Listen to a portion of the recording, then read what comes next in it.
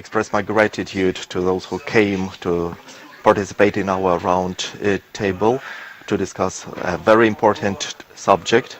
When we talk about the possibility to create the alliance, political and military, between Ukraine and Turkey, it is a very vibrant issue. We are going to talk today not only about the security of Ukraine and Turkey, but of the whole Caspian region. It has been already for the fourth year that you know that the war is going on, and nobody can tell when it is over. And we have to ensure that neighboring countries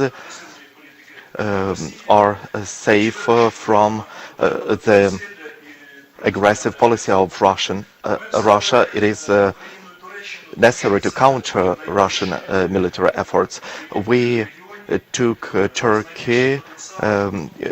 We concentrated on Turkey because it is the country with the biggest potential. It is the second according to its power, military power, after the army of the United States, and together with the Ukrainian army, which counteracts the Russian aggression in a very successful way.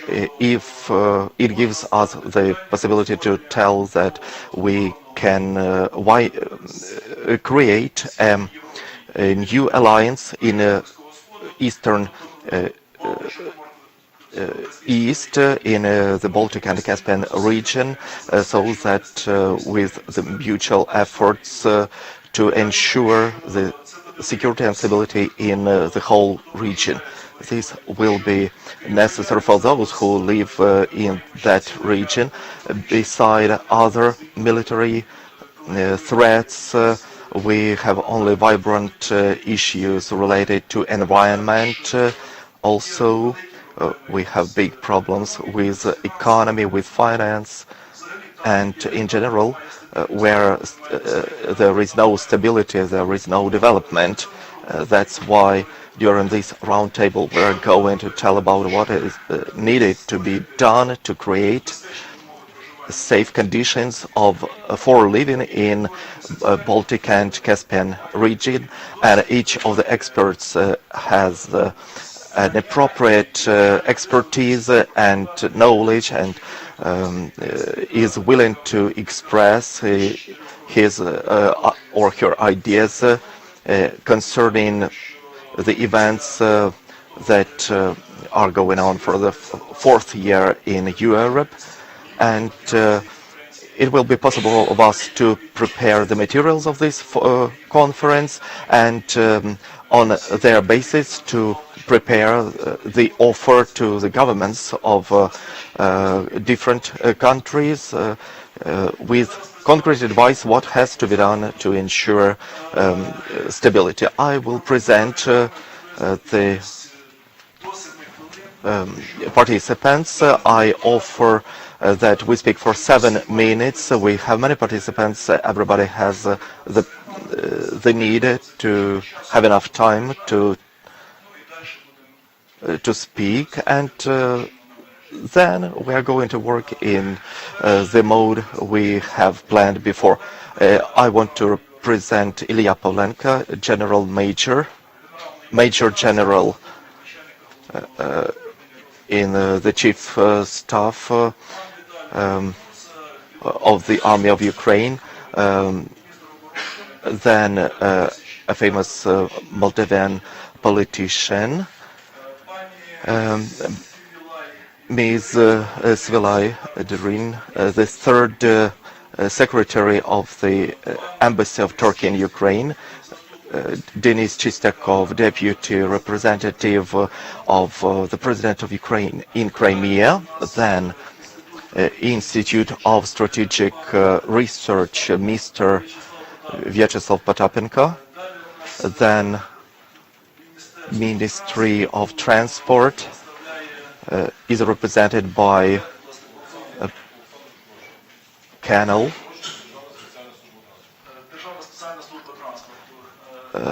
from the state Transport Department, Chernov, and Valery Yuska, Ukrainian Trade Mission, then Timur Masotov, representing the Association of Turkish and Ukrainian Friendship, Johan Turanli, Doctor of Historical Sciences, Professor. You're going to listen to him after me. He has a lot to tell to us, and I will tell you a little secret. When we had the idea to organize such a roundtable, I told that creation of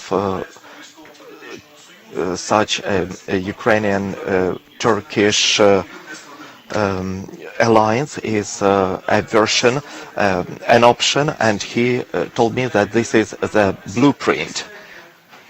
Then director of Artan security company, Alexander Pritula, Cossack of Zaporizhia, chief of the National Martial Arts, SPAS. Then two representatives of the Ministry of Foreign Affairs of Ukraine, and Grishenka Janusz. They also have something to tell, because they both of them work in the direction mentioned. They are ready to share the information with us and the advice concerning the further development, both for our roundtable and the region.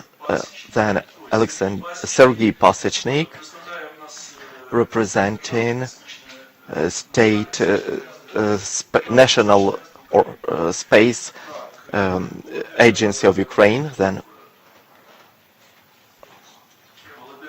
Volodymyr Kosterin, President of the Foundation, Switzerland International Foundation, Analysis of Ecological Security, which is the organization of Environmental Ministry of Ukraine.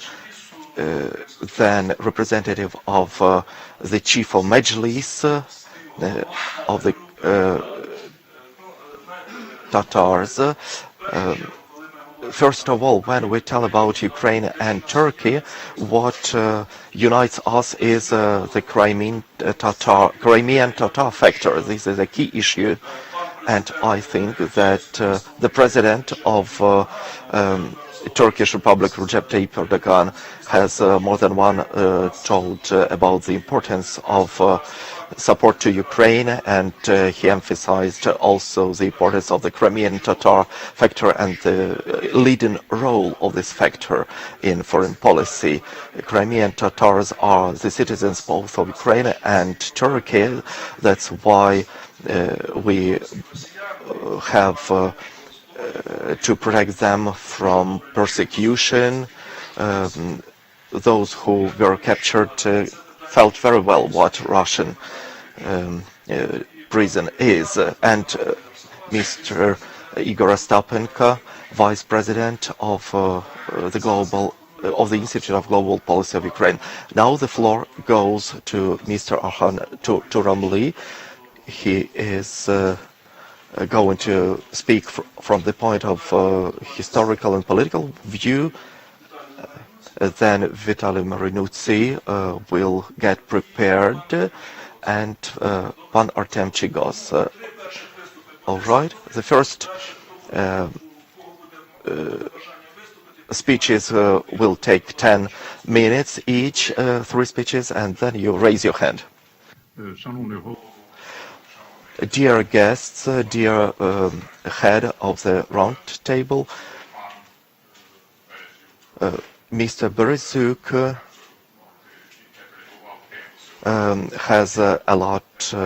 has spoken a lot about the subject of our meeting today, and which is discussed on a very serious level. And last meeting we also spoke about this, and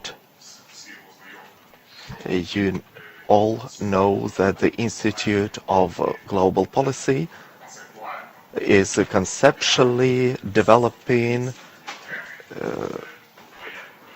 uh, uh, plans for further action in this regard to ensure stability of Black Sea and Caspian region,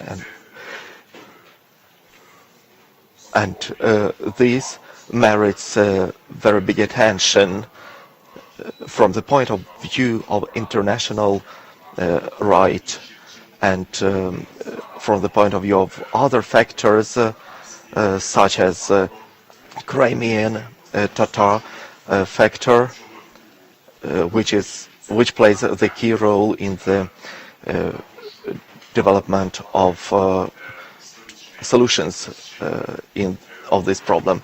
I would like to tell about the historical factor. In the history, if we get back to the 17th century, you may know that when there were similar alliances between Cossack Republic and Turkish state, when they combined their efforts, they were able to overcome their enemies. It can be said on the basis of historical archive documents. Konotop battle, for example, in 1659, in 1670s, also talking about Chigirin's war, combined forces of Crimean Khan state and Osman Turkey state and Ukrainian state delivered a very destructive strike to the Muscovite troops, and they forced Muscovite state to sign peaceful agreements. So I want to get back now to present-day situation. Factors talking about the necessity of creation of such kind of an alliance is stipulated by the changes in the world, in the geopolitical plan, as we have already seen. The events, the world order doesn't justify itself as now. It can't truly counteract the Russian aggression on the territory of Ukraine, and then international organizations also show that they are not quite able to counteract Russian aggression, and on the international arena as well.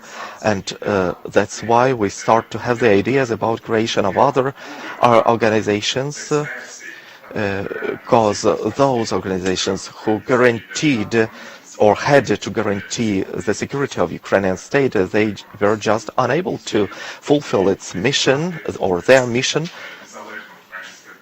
to protect the independent Ukrainian state that has suffered from the military aggression of the neighboring state, and that aggression was followed by the occupation both of Crimea and other territories of Ukraine, and which was followed also by the physical elimination of people who were killed, kidnapping of children, of civil persons. Dear participants, I also want to emphasize that the problem discussed by us today, this is the subject that has been already tried and considered, and it has the scientific grounding, scientific justification,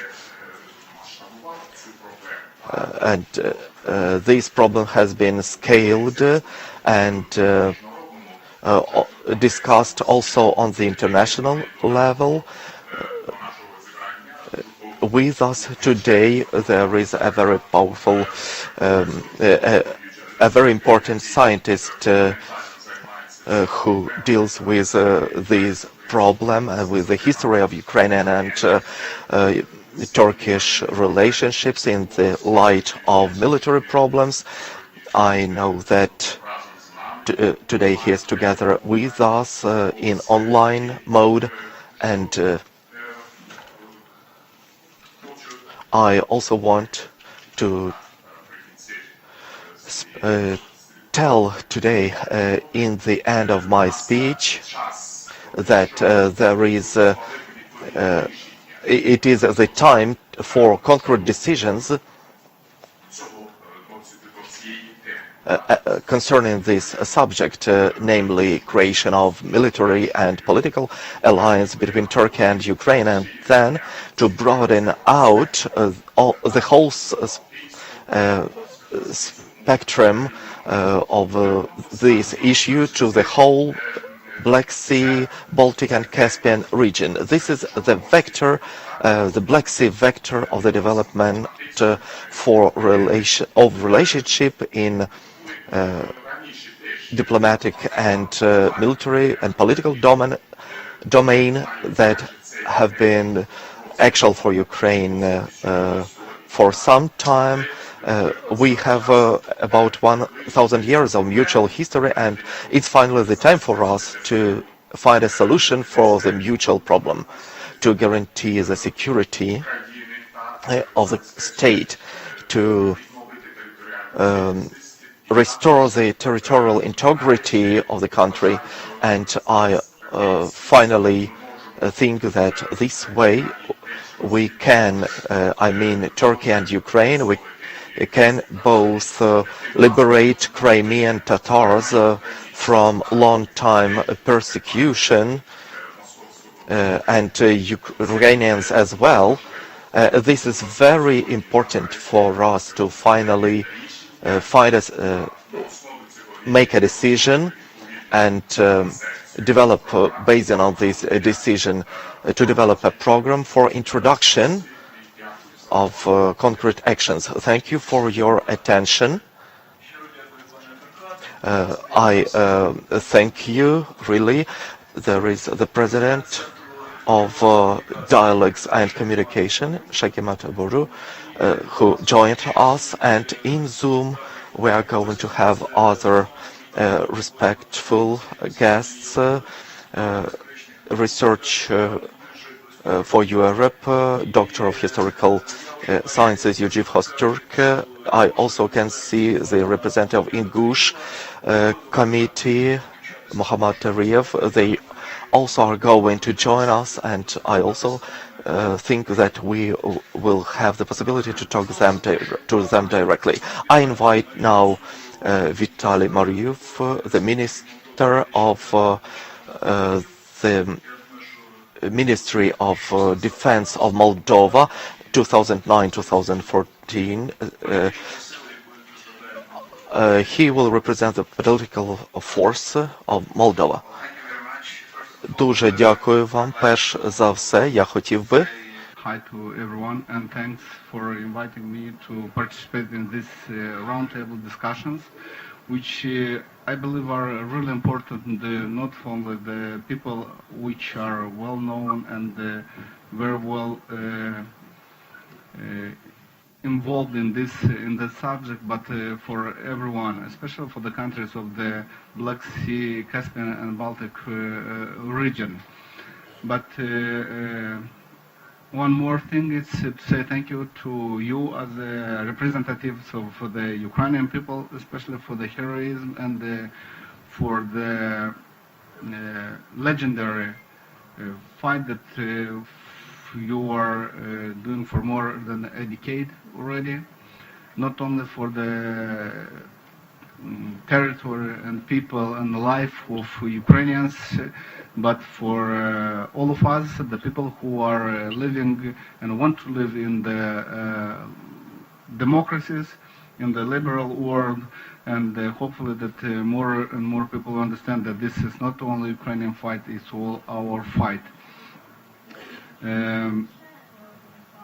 And and I think it's accurate to say that now we are talking not about only the security in the Black region, but also about something that will affect the security around the globe.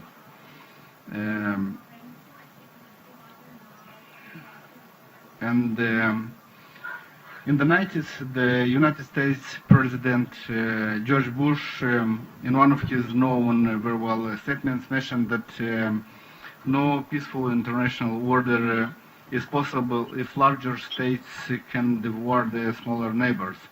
And also at the time, very optimistic, he said that the new world order can emerge.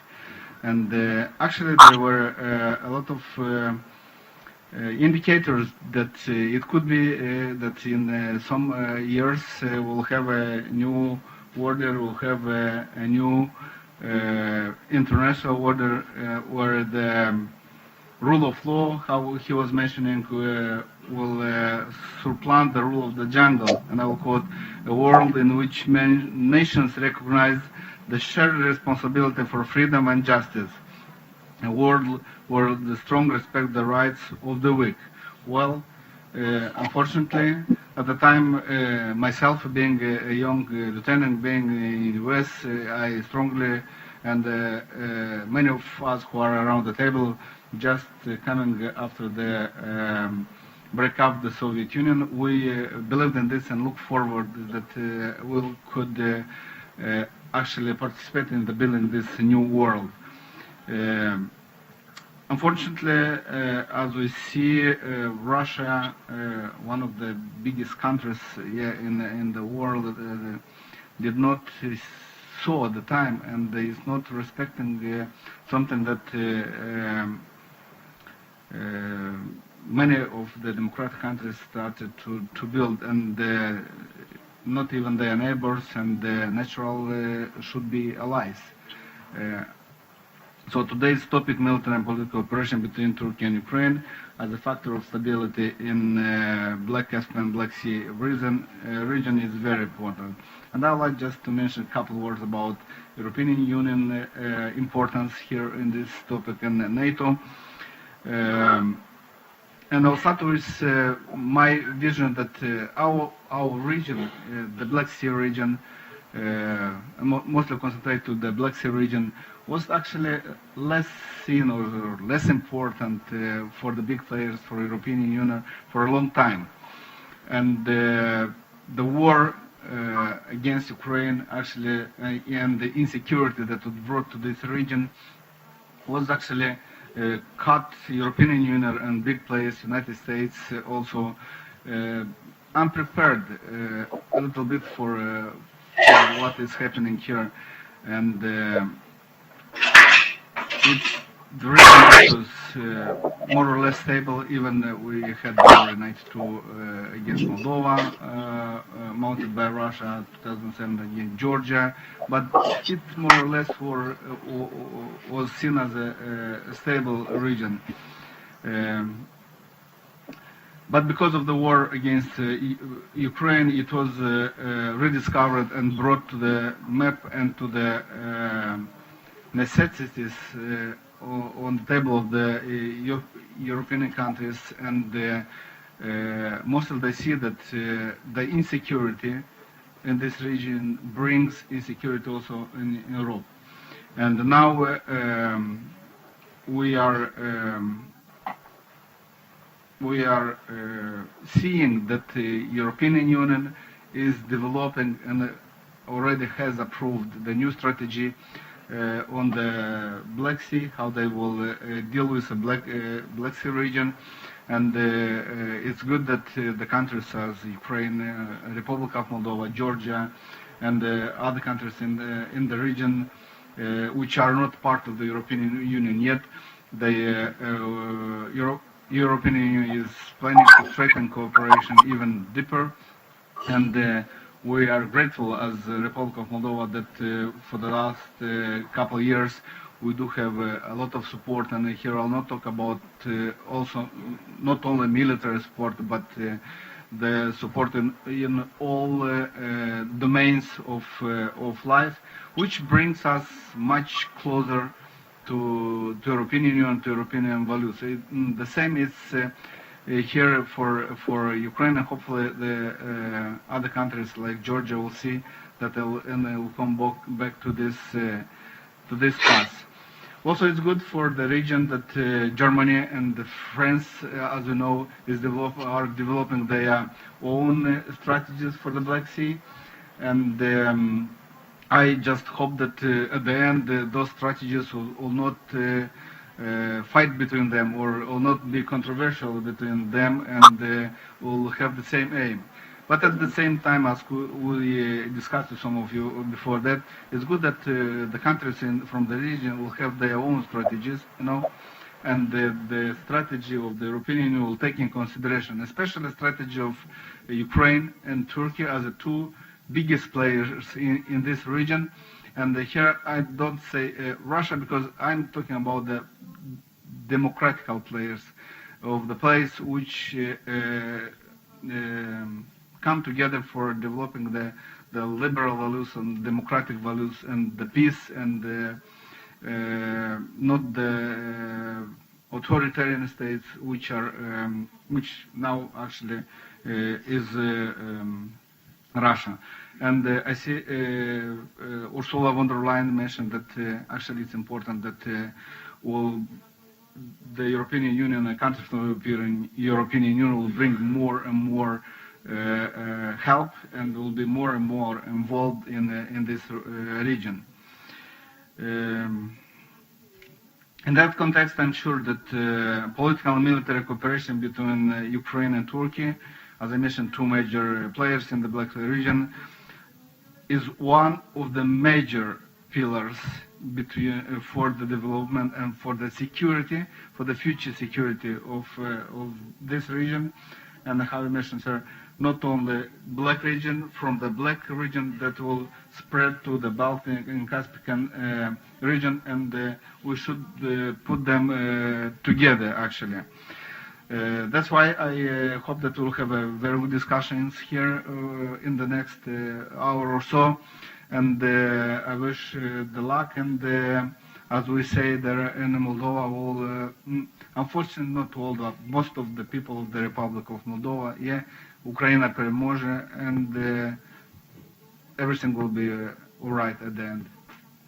And if it's not yet all right, it's not the end. Thank you very much. Щиро дякуємо, пане Віталій, за змістовну доповідь. Thank you so much for such an insightful speech, and the floor goes to Chernovs. Thank you. Thank you so much for inviting me. Of course, for us, for Crimean Tatars, the question of cooperation between Turkey and Ukraine is a very important aspect, and in terms of history, and especially today, it's clear that it's not only about the partnership. It's about very exact understanding of the Turkey, of its own interests, and I think that, and I always mention that I am a part of such a group as Pachas, and this is a group represented by almost all the countries of the Black Sea region, and lastly, they understand, they realize how our victory is important, how important our victory is, and nothing is more useful in order to unite as a factor of the common enemy we have. And when we talk to our friends from Moldova, Georgia, Azerbaijan, and other countries, we do feel how they fight for their independence, and it depends on our victory We have the 11th year of our war, and when thinking about 2014, unfortunately, we had many opportunities lost during those times when we tried to build our own independence without the influence on behalf of Russian Federation. And today we have another situation in terms of the assistance on behalf of our partners, especially Turkey. It's not only always about public assistance, but still we have it because Turkey is a platform that helps to have negotiations with Russia. And to be honest, when we talked about some other countries, I mentioned that it will be the most convenient opinion because they do understand us. And I insist the interests of Turkey are the same to our interest, and the Black Sea region is the thing that has a great importance among all the neighboring countries, and to be another leader is a task number one for Ukraine, and I'm convinced that we can do it. And I'll say that the idea of Caucasus is quite clear, and talking about European countries in 2014, as Majlis, we mentioned for all the world that it's about destabilization of the situation in the European Union, and let's say this is about the intentions of Russia to create a new world order, and unfortunately they listened to us, but they still did not understand us. And as for today, we have another important factor, such as Central Asia region, and unfortunately, we as Ukraine still probably do not understand yet.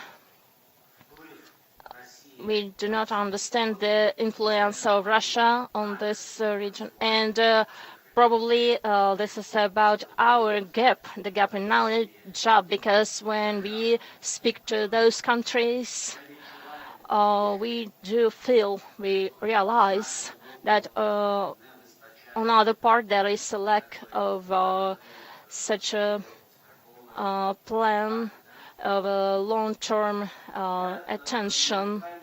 I'm not pretty sure that today I will be satisfied by the opinions of the experts and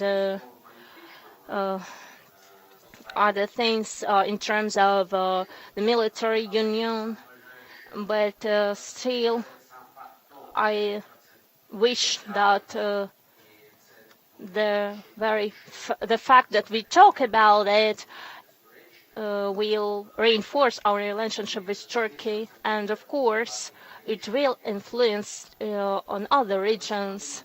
But today we see that after all, let's say there are some changes in terms of approaches and in terms of influences on behalf of NATO on our regions, and generally on Ukraine.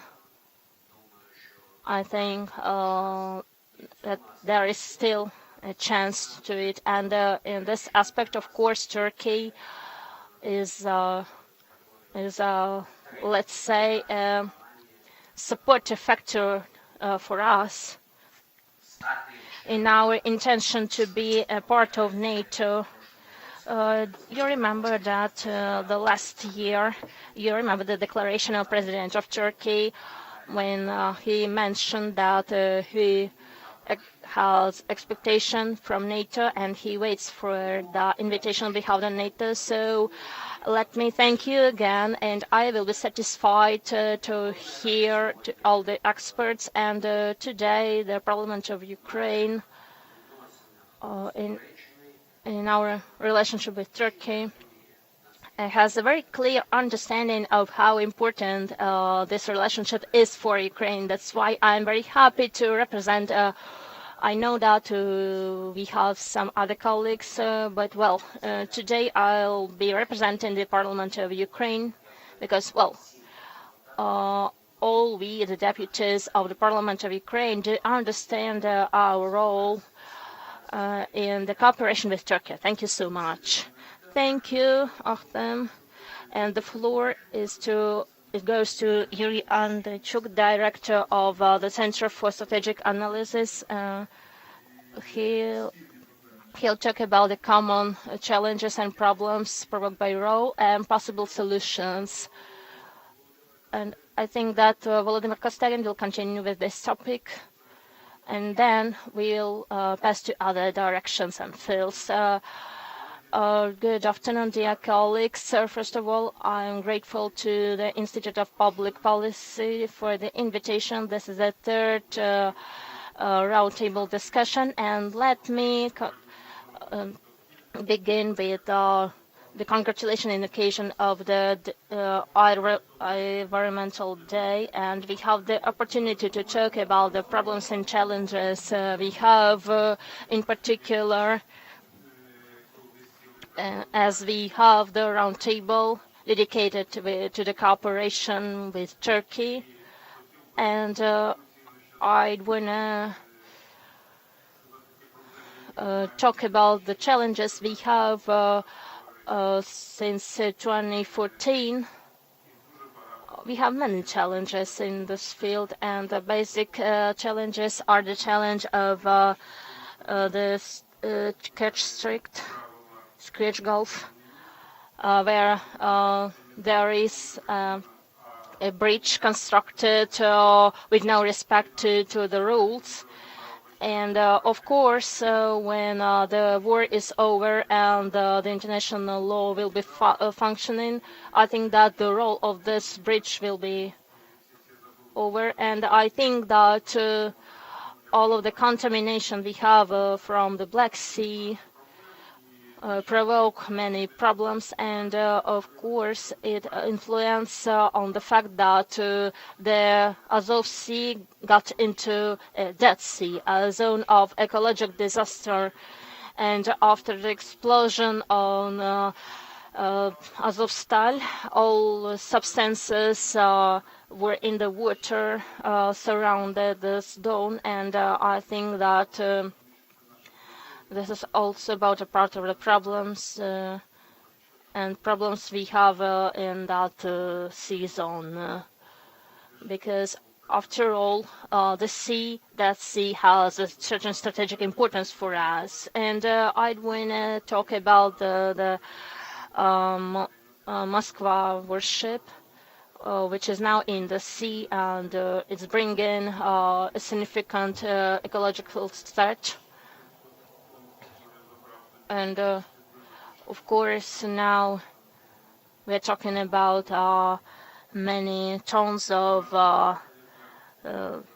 contaminous substances, and the very piece of iron itself is bringing many problems. And of course, we have other 12 pieces which influence negatively to the fauna and flora. And we know that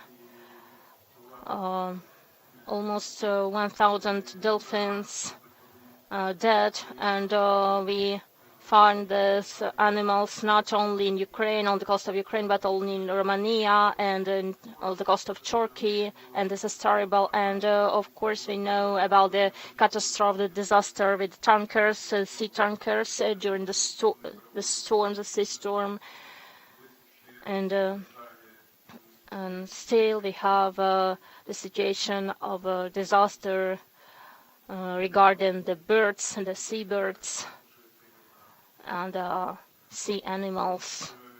And of course, in terms of a very disastrous consequences of the explosion on the Kakhovka, And we know that all the things in the zone of Kakhovka, we had not only the water resources, but also we're talking about some radioactive substances and other substances which are not going to the Bosphorus Gulf and Mediterranean Sea, so it causes sufferance to the whole region. And I think that one of the big problems are the problems of strategic bombarders in the Black Sea and Caspian Sea exclusive zones attacking Ukraine, and the part of these rockets were in the Black Sea, and it caused very powerful explosions which are harmful for the ecology. And we are thankful to the armed forces of Ukraine for their support again in the fight against the people bringing such threats. And talking about this, we are talking to our colleagues from Turkey, and we want to initiate, probably not today, but initiate cooperation in terms of work on our common territory, the Black Sea as a common territory that gives us the opportunity not only to enjoy in terms of tourism, but only to think on it as an economic zone.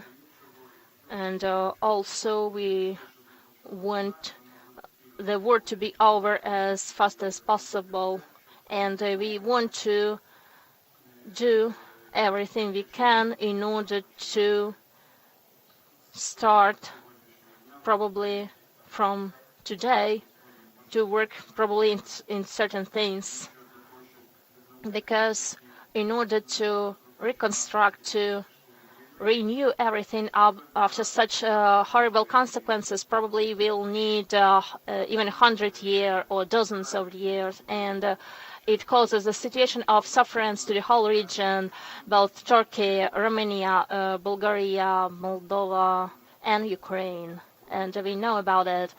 We know about the Baltic countries and Georgia, because all the systems are interconnected. That's why such directions as monitoring and analytics present here. We have the Space Agency, and we may have the cooperation, probably have the partnership in field of research and development, and we are working with the International Ecological Laboratory, and we may evaluate all the things we have now in our water, in other seas and rivers, in order to have a convenient evaluation from the ecological environmental point of view, because the political one is now realized, and we are talking about the mining, the purification of the water, and we know that near 400 mines are now close to the coast zone, and I mentioned all of our partners in Danube.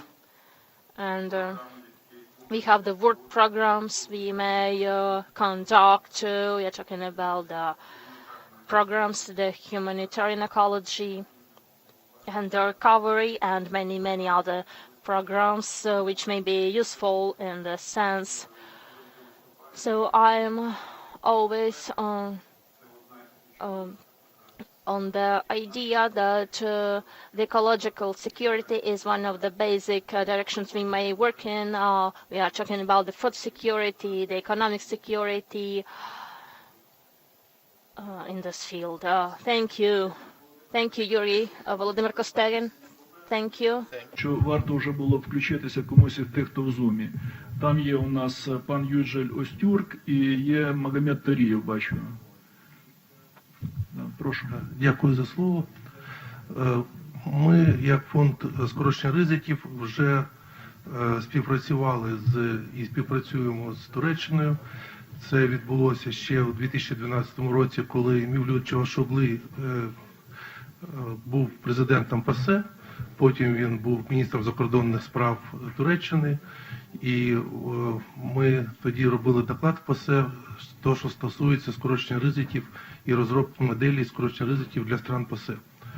То, що ви підняли на цій конференції, це дуже цікава, важлива річ, бо вже більше 100 років піднімаються питання Балто-Чорноморсько-Каспійської співпраці, направлені на підйом економіки, там скорочення різних екологічних і військових ризиків. То вважаю,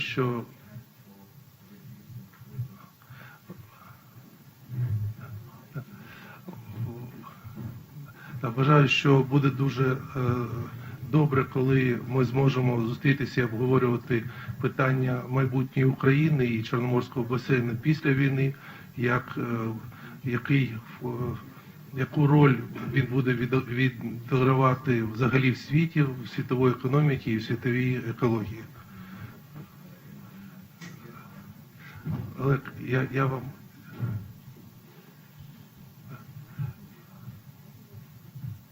Олег, я вам дякую за слово, я передам. Добре. Нічого,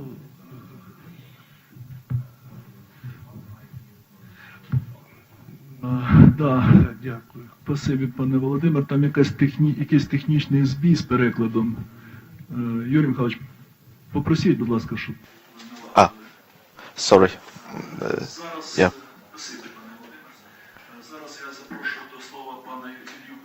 I give the word to Mr. Ilya Pavlenka.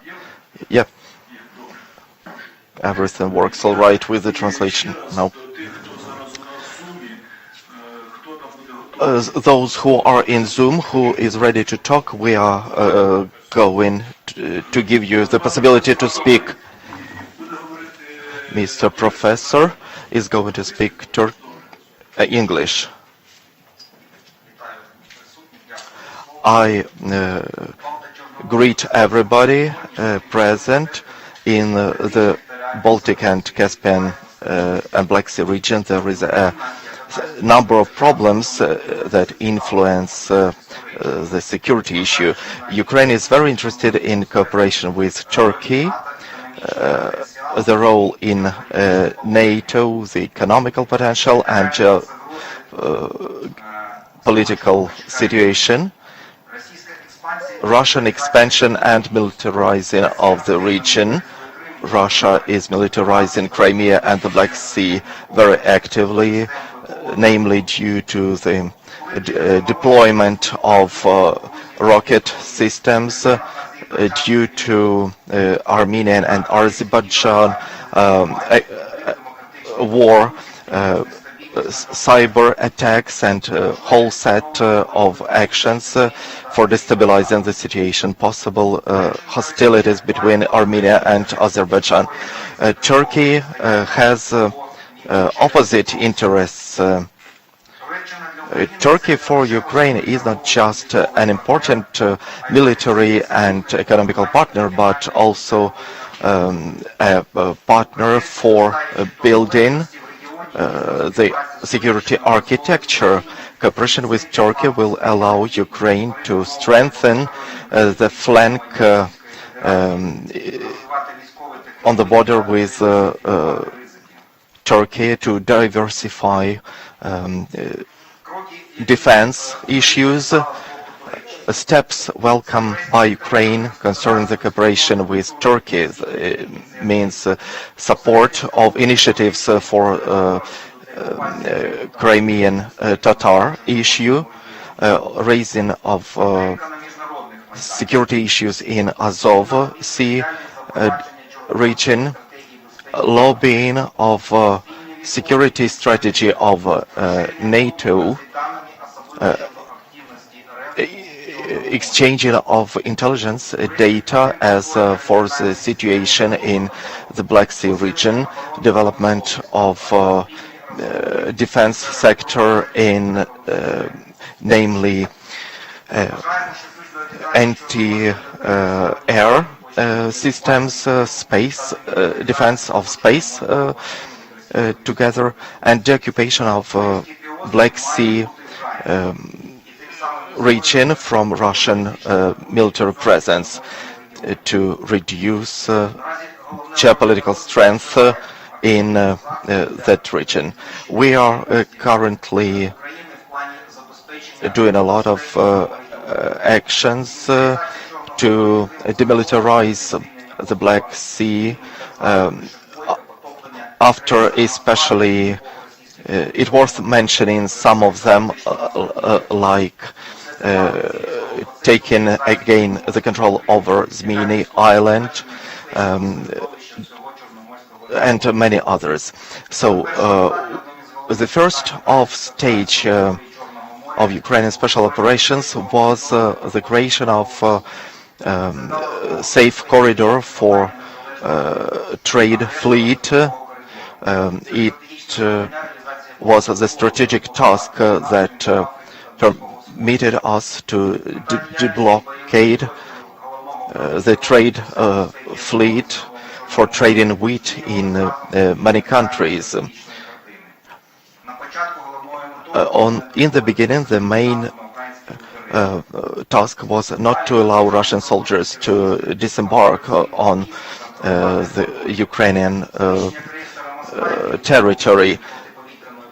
Destruction of Ukrainian Moskva cruise ship and the occupation of Zmini Island and Boyka Bor, liberation of Boyka Bor rigs, also destruction of air defense facilities allowed to take to send the Russian fleet, military fleet, Russian Navy at a big distance from the Black Sea. But the problem is chaotic mining done by Russia. 1/3 of Russian Navy has been destroyed and the adversary cannot actively restore the number of his ships present in the Black Sea. So we actively counteract enemy's fleet even without having our proper fleet. Our unmanned fleet was something that allowed us to successfully counteract. We also developed the tactics of using our big number of drones, working as one team,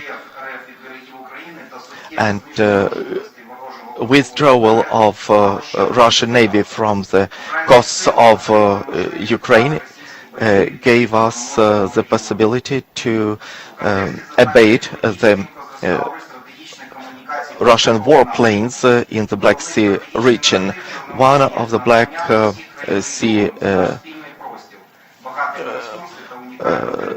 narrative is that Black Sea region is very important from a political, economical and environmental issue. We have to protect them together. I think that we can give the word to Professor Osturk, the Doctor of Historical Sciences.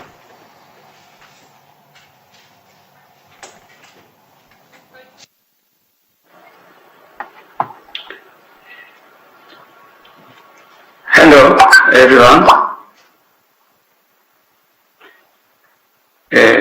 Can you hear me? Can I start my presentation?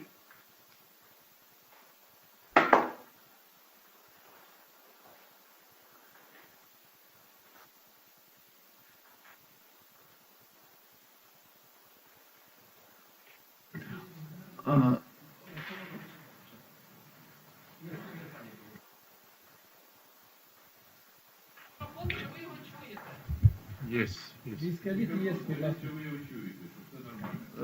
Да, ми вас чуємо, все нормально. Yeah, we can hear you. Everything is okay.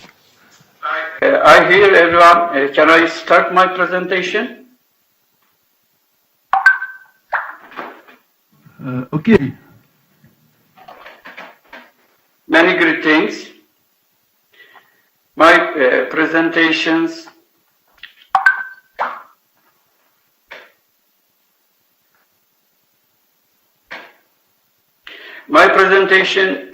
will be about current situation of Ukraine-Russia war and some forecasts.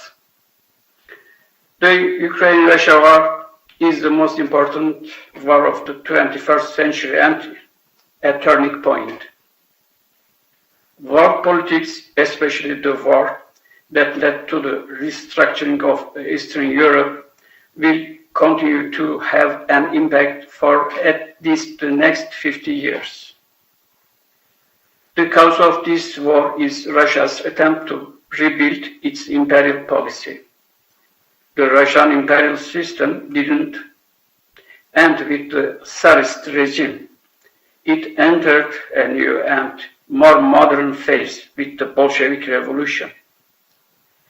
In 1991, Mikhail Gorbachev ended the communist regime and recognized the independence of the republics in the Caucasus, Ukraine, and Asia. The Putin administration described this as a historic break and loss, and pursued a policy of returning to the Moscow Russian imperial era. It implemented this policy to a significant extent through its military operations in Georgia, Crimea, and Chechnya. The international community believed that Putin, who successfully invaded Georgia in 1928 and Crimea in 2014, could invade Ukraine in a matter of days. The Turkish public, in particular, had been led to believe this by pro-Moscow disinformation campaigns. However, Putin was not given free rein in Ukraine, as he had been in Georgia, Crimea, and Chechnya. The 60-kilometer-long Russian invasion convoy was destroyed before it could reach Kiev. Led by the United States, all of Europe developed a common reflex to defend Ukraine. It became clear that Ukraine is not just Ukraine, but that Europe's future will be shaped by this new event. Moscow, with its Ukraine campaign based on the wrong strategy, is not only failing to achieve its historical ambitions, but is also in danger of losing the gains it has made since the beginning of the century. The United States and its European allies didn't repeat their previous indifference and apathy shown during the invasions of Georgia, Crimea, and Chechnya. Instead, they interpreted the invasion of Ukraine as a global crisis and took action accordingly. Moscow now faces global resistance, which encompasses almost the entire world except China.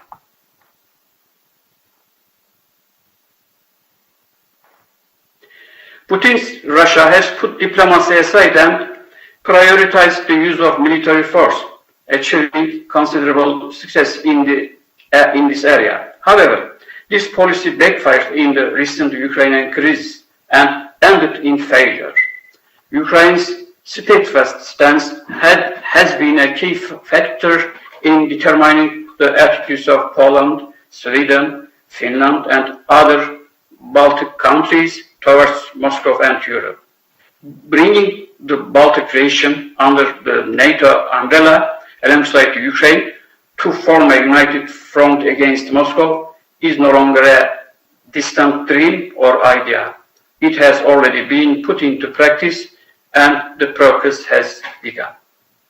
Moscow's imperial expansion strategy, which it has been weaving since 17th century, is now in the process of unraveling. It is impossible to stand in the way of historical evolution. In the geopolitical system that has emerged in Turkey's history over the last 1,000 years, the Straits, the Balkans, the Danube Basin, and the Black Sea are of paramount importance. Turkey has been integrated into the geopolitics of Southeast Europe through the aforementioned relations. This geopolitical system is integrated with the Caspian-Volga region on the one side, the Baltic Basin on another, and the Danube system on yet another, through the effective river networks that surround the Black Sea on all four sides. These river systems unite Anatolia, the Caucasus, Crimea, Ukraine, the Caspian countries, the Balkans, and Europe into a single entity. It is impossible to consider Turkey's geopolitical and geostrategic structure separately from these systems. Our economic, commercial, military, cultural, and demographic geography is completely intertwined with these systems. Within this inseparable geopolitical reality, Ukraine is the most important region in terms of its political, military, and cultural structure. Turkey's geopolitical and historical ties with Ukraine are so deep that they can't be fully expressed here. In our opinion, history has presented an important opportunity and possibility for all nation states in Turkey and the specified geography. Turkey, together with Ukraine, should boldly establish new strategies and take decisive steps in the direction of a new understanding of defense and cooperation with all Baltic countries, particularly Poland, Romania, and Georgia, in opposition to Moscow. A Black Sea Baltic countries cooperation initiative centered on Turkey and Ukraine can be implemented across all fields. Efforts to realize the political, economic, commercial, military, technical, and scientific dimensions of this cooperation should be prioritized, and Turkey should intensify its political and diplomatic activities in this area with determination. Power vacuum created by Moscow's loss of power in Ukraine and throughout Eastern Europe is of vital importance. Filling this power vacuum by excluding the countries of the region and allowing only the United States and its allies to fill it will create a new imperialist expansion. The threats posed by this new imperialism will be greater and more enduring than those currently posed by Moscow. The only and indispensable reality for Eastern Europe is the establishment of an alliance encompassing all countries in the region. A spirit of cooperation encompassing all countries in the region is the only way to build peace in Eastern Europe. Thank you. Sincere greetings. Спасибі, пане Остюк. Thank you so much, dear Stuart. I think that now we may give the floor to another expert momentary. The floor is yours. Good afternoon. Can you hear me? Yes, we actually do. Good afternoon, everyone. I'm sorry. I'll continue in Russian. The problem is that the topic of this conference, for me personally, as the Secretary General of the Community of Non-Russian Nations, is that we know from the beginning of the war the thousands of Azerbaijan Crimean Tatars gave their lives for Ukraine. The problem is that a huge amount of Turk, Bashkirian and not Russian people are mobilized. And exactly a few hours ago, I heard from two Tatars, two young guys who were mobilized, and now they escaped to Germany, and now they are seeking for political asylum in Germany. And everyone saw the death of a Bashkir who didn't want to be a part of the attack, who died. And unfortunately, the Turks are now mobilized with no pity, and this is about the total war against the Turkish languages on the territory of the Russian Federation. And I understand it as a not Russian person who lived there during 28 years and having contacts with different movements and organizations from Bashkortostan and other countries, and community from Azerbaijan and other countries. And on my side, I want to stress that Russian Federation had some paradoxical results. We had a recent interview of Bashkir. The mother is Russian, and he's identified as Russian. And the activist from the United States of America asked him how you, as a son of a Bashkir man, can be Russian. And he answered, well, we are Russian because my mother is Russian, so it's a very harmful thing to the Turkish-speaking world.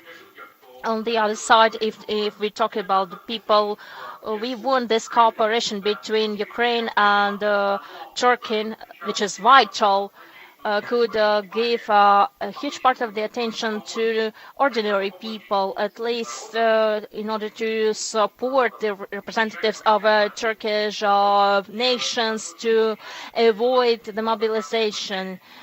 Organize certain programs of salvation. And a few days ago, we saw the video from Makhachkala, Dagestan, when police verified the IDs, knowing about some underground movements. They are telling to the people, bringing them to the policies and making them sign the contracts with the Minister of Defense. And the representatives of Turkish nations are now the part of the special military operation. And we had the recent inauguration of a tomb of more than 1,000 representatives of Turkish people being dead after this special military operation. So we need to think how to protect young Turkish-speaking people, and it could be a part of the military cooperation, and Turkey should be a part of such cooperation in order to avoid make those Turkish-speaking people, Turk people, being victims of this work. We need a large information campaign in order to achieve some results, in order to create such content which can be clear for Turk people from the people from Kazakhstan and Uzbekistan who by chantage are now in the armed forces of Russia. And I think that we should pay more attention to the aspect of cooperation between the journalists of Ukraine and Turkey in order to highlight the current situation. And Ukraine has great opportunities in this sense, because we need to show the situation the way it is. Thank you so much.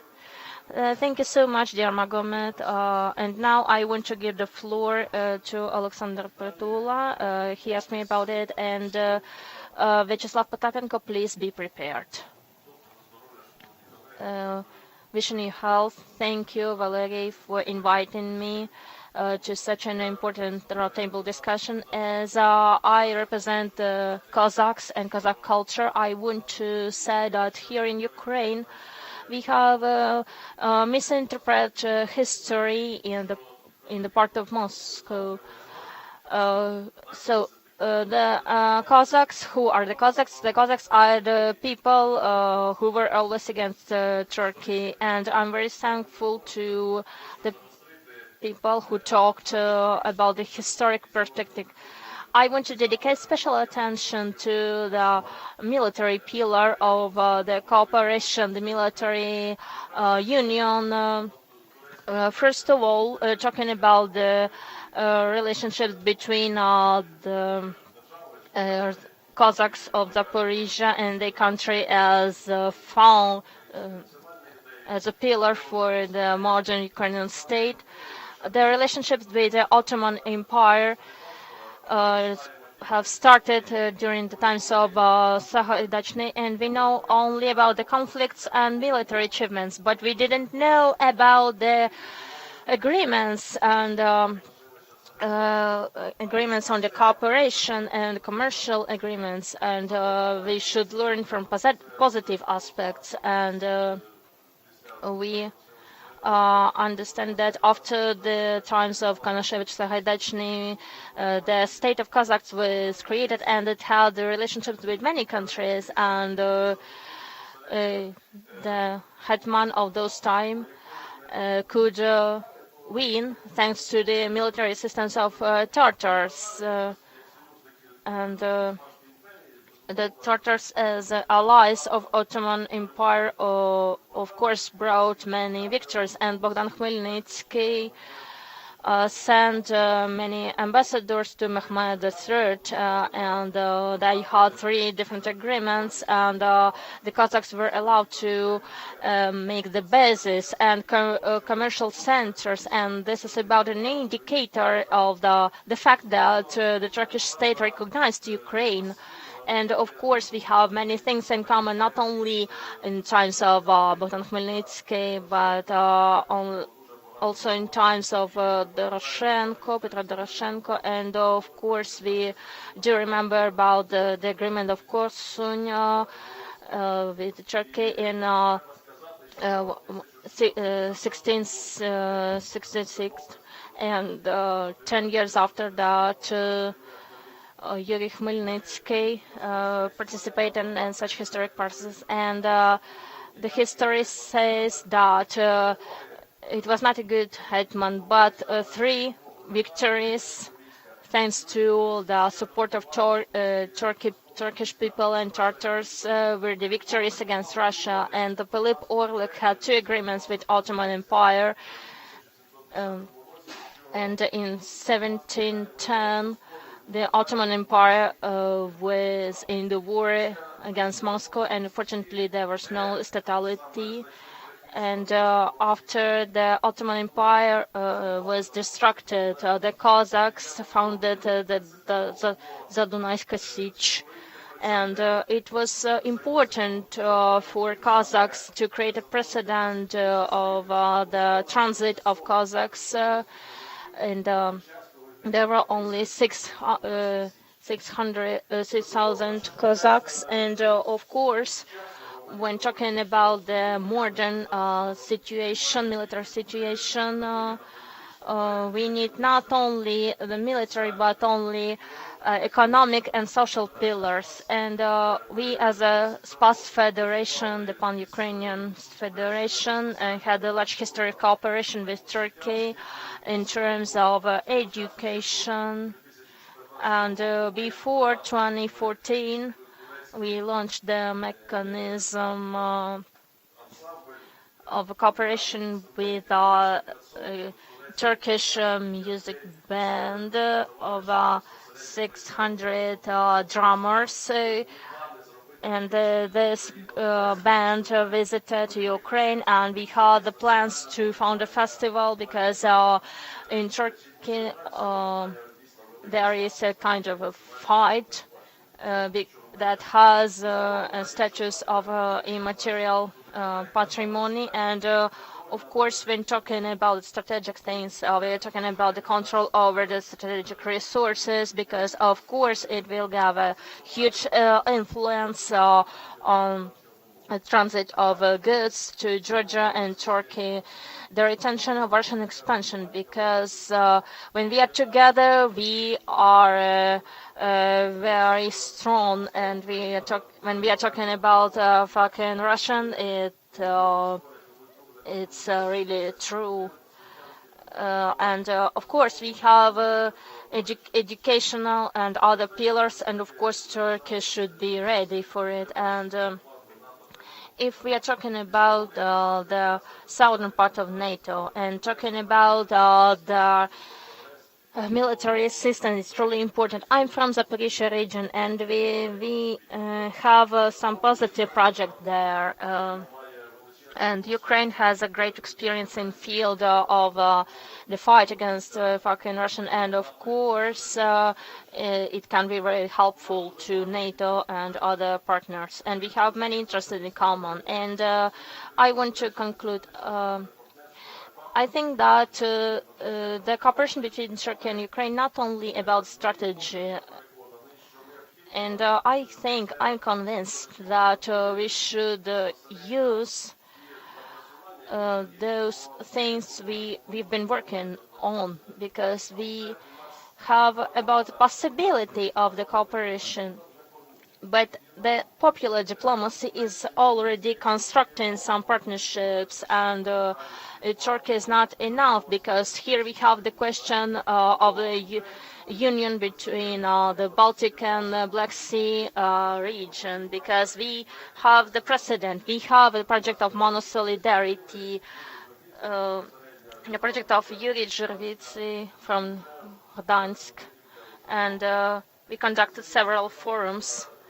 And I think that Ukraine and Turkey as states should support those projects. And on June 23, we plan, and I've been prepared to a big business forum in Odessa dedicated to the building of seaports and common projects, and Turkey could use this experience. And we need not only the strategic, but also the cultural partnership. Сергію Пасічнику. Я думаю, що про економіку будуть говорити Валерій Юзба, як президент Української торгово-економічної місії, і Сергій Чернов. Прошу. Дякую за запрошення. Я В'ячеслав Потапенко, заступник директора Національного інституту стратегічних досліджень. I'm going to tell a couple of words. Our institute cooperates very well with a Turkish side.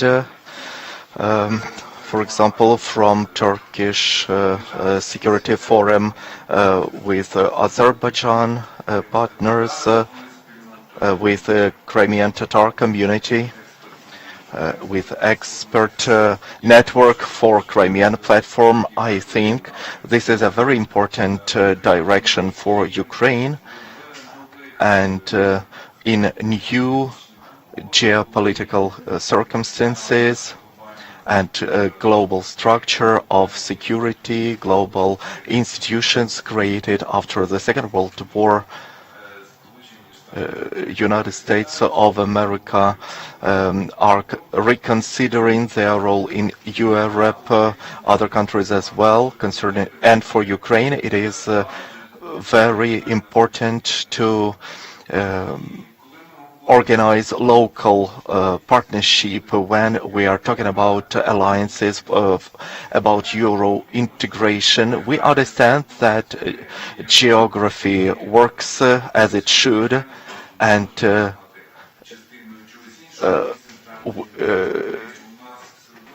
we might as well have many plans, but we cannot be parts of other region as part of Europe.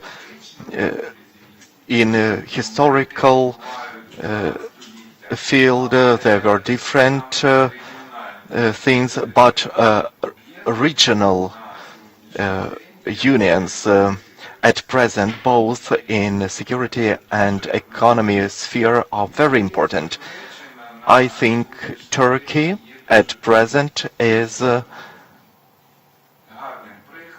very good example concerning how a country can combine its possibilities, both of a member of NATO alliance and also possibilities of a member of Turk community. Turkey has become a regional leader. It builds very successfully its relationships with neighboring countries. Turkey, for the second time, gives the place for peaceful negotiations in 2022, and this year negotiations are going on there right now. And in our case, it's a very high potential of Turkish diplomats that show themselves able to show big professionalism and to get such hostile countries as Russia and Ukraine talk together. If we talk about military and political unions, Turkish and Azerbaijan cooperation can be called a full-scale military and political union. It's a very interesting story, and I think that in any case, deepening of a partnership with Turkey, especially in the context of solving both economical and social problems in the region, talking about the strategy in the Black Sea, because there are processes going on that for example, in Georgia, there were some changes. The war is going on in Ukraine, and Ukraine, due to its unmanned systems, was successful in blocking Russia in the Black Sea region, and Ukraine also is struggling a lot to ensure the possibility for its trade fleet to operate in the Black Sea.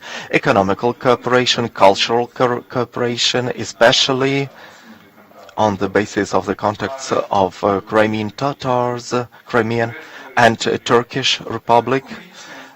Environmental cooperation, there are many directions according to which we can cooperate and deepen our partnership and move together to the Union.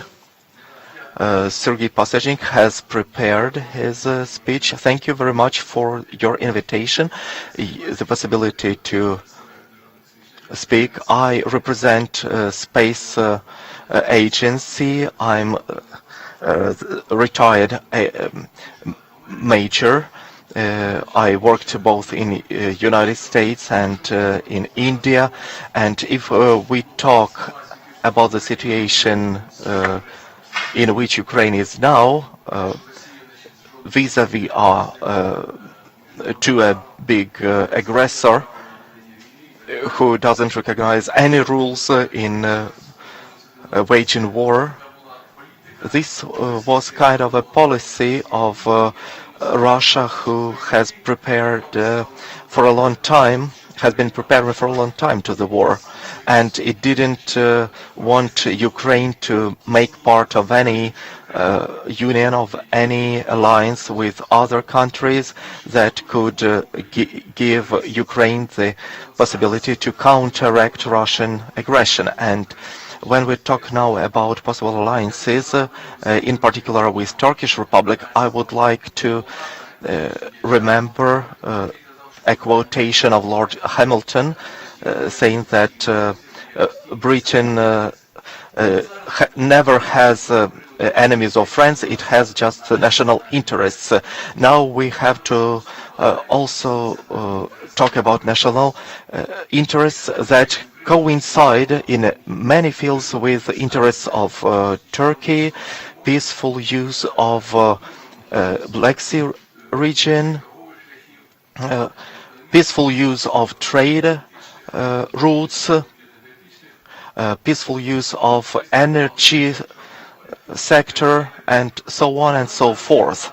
We have many common projects now in military and space and airfields, development of unmanned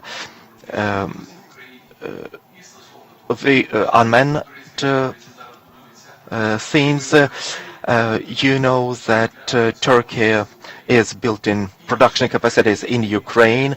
Also, there is a big ship built for Ukrainian Navy in Turkey.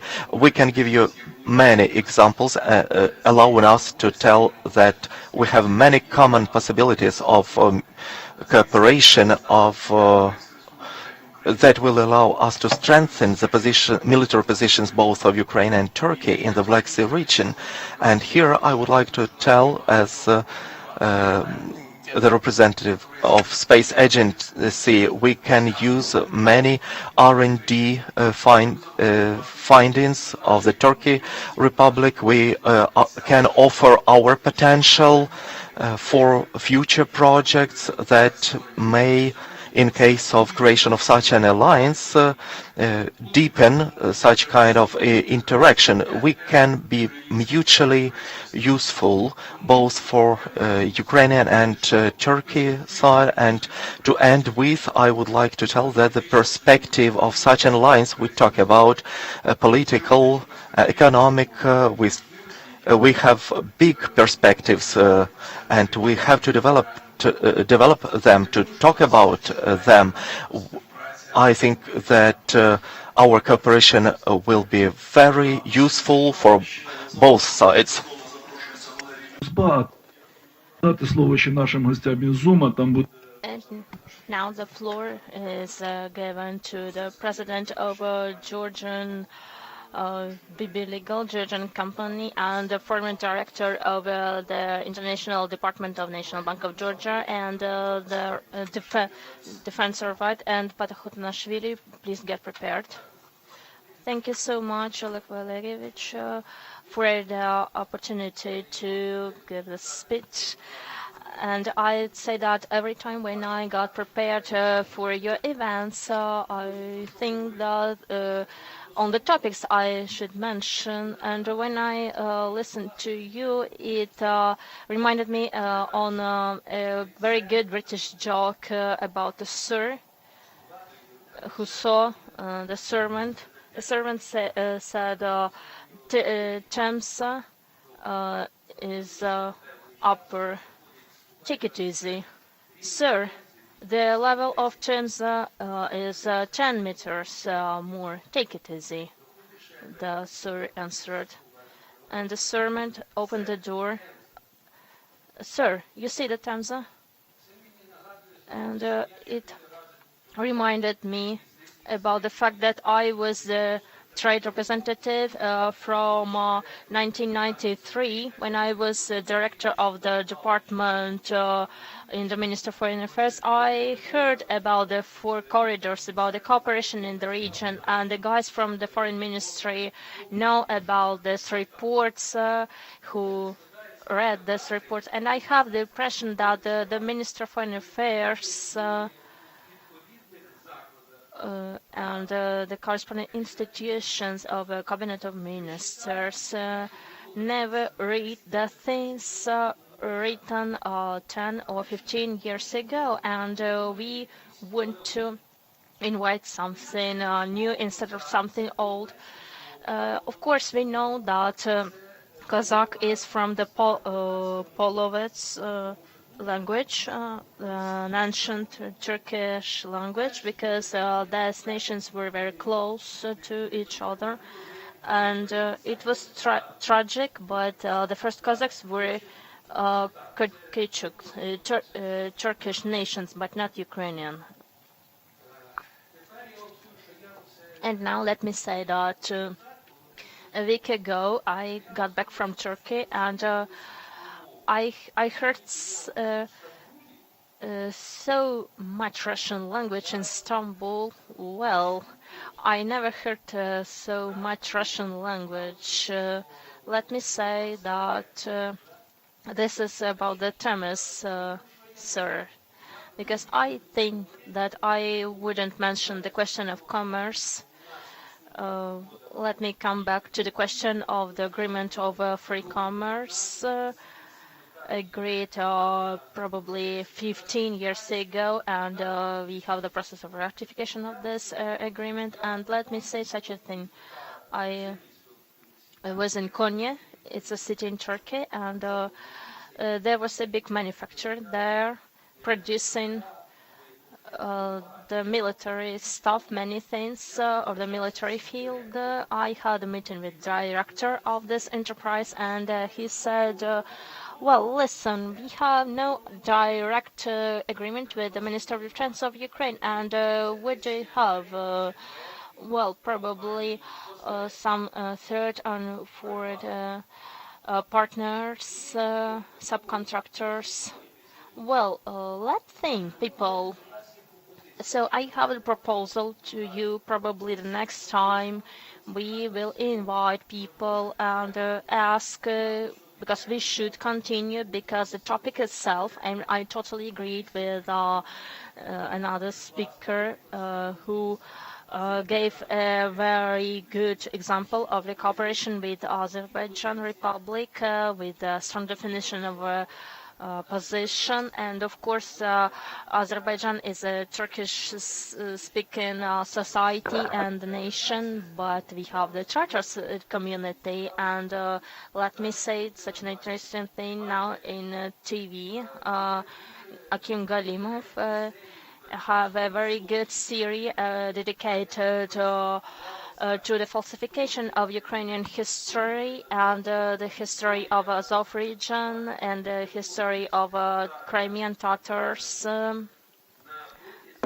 during all the existence, not only of the Soviet Union, but during the times of existence of Russian Empire. And so in order to understand what's going on, we should get back in times of the Prussia campaigns of 1710, and Peter I was almost captivated, but it was a matter of fact that the corridor was given, and Peter I left the territory and wrote the letter to Germany. So it was he was considered the winner, as we had no modern communications. So what kind of history it is? If we are moving towards a real partnership with real questions, or probably today Russian Federation and the aggressor, and tomorrow we'll go to the coast of Constantinople with Saint Sophia, with Russian language, with all people speaking Russian. Well, this is a very worthy question to discuss, and I think that Recep Tayyip Erdogan and Turkey is one of three countries which are the most important. The Russia, China,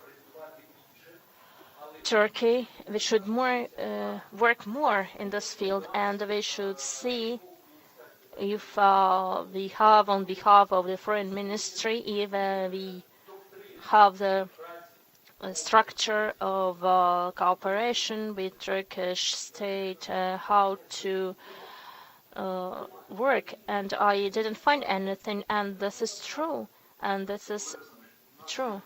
Vladimir Alexandrovich, we have representatives of the foreign minister, so I think that probably we will give them the opportunity to answer your question, and if they have, we will give the floor to them, and the representatives of foreign ministry will listen to everybody and then answer to the question. Thank you.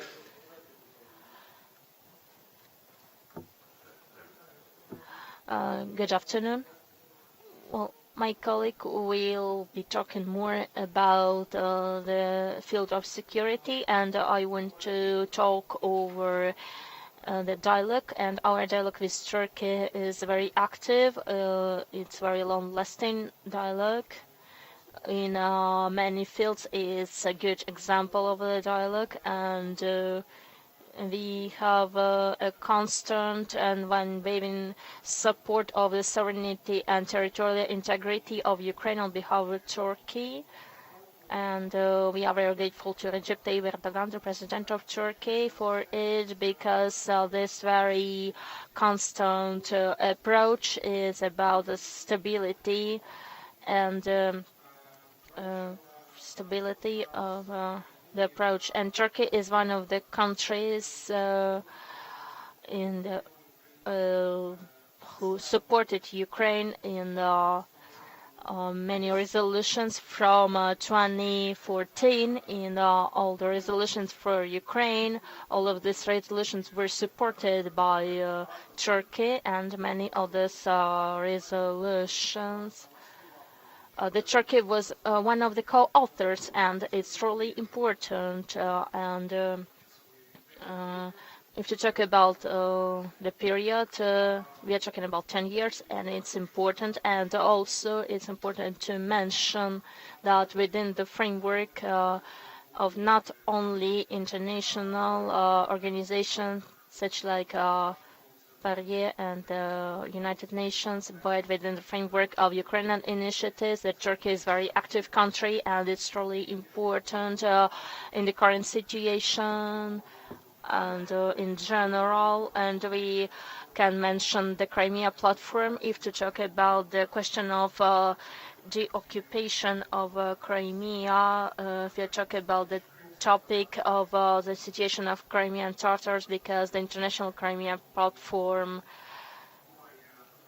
has the goal to occupy the Turkey and the solutions of how to do it.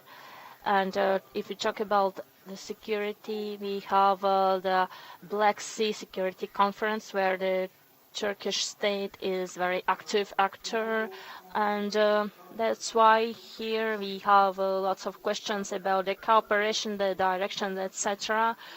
Well, the practical realization already exists, and it's really active.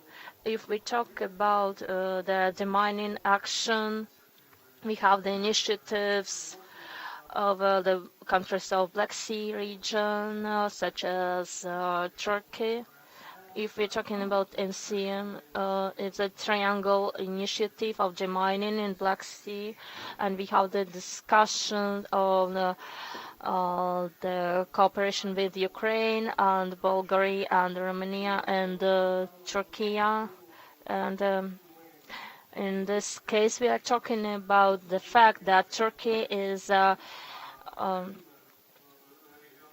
certain regional actor, very important regional actor in our aspect, in our interests, is to develop the relationship with Ankara in a very active way. If to talk about the strategy of development, if we have it in the ministry or not, 10 or 20 years ago, it was proposed.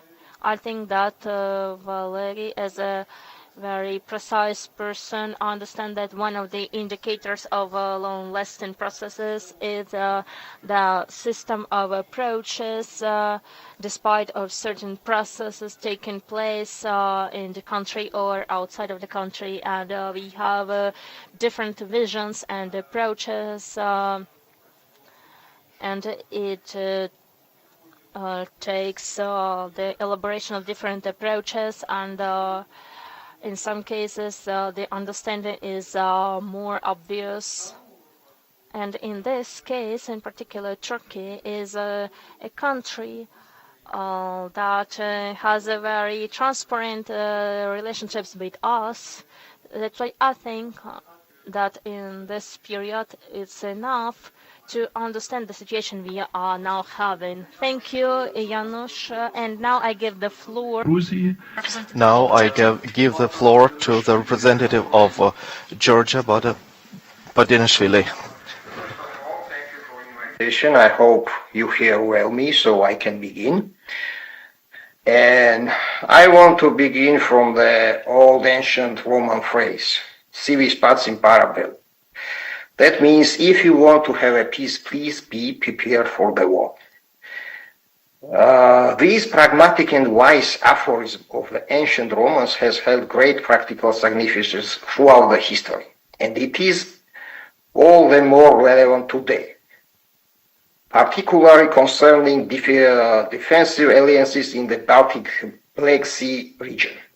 This is a region where Ukraine, a large Eastern European country, is located, currently waging a difficult defensive war against the aggressor, the Russian Federation.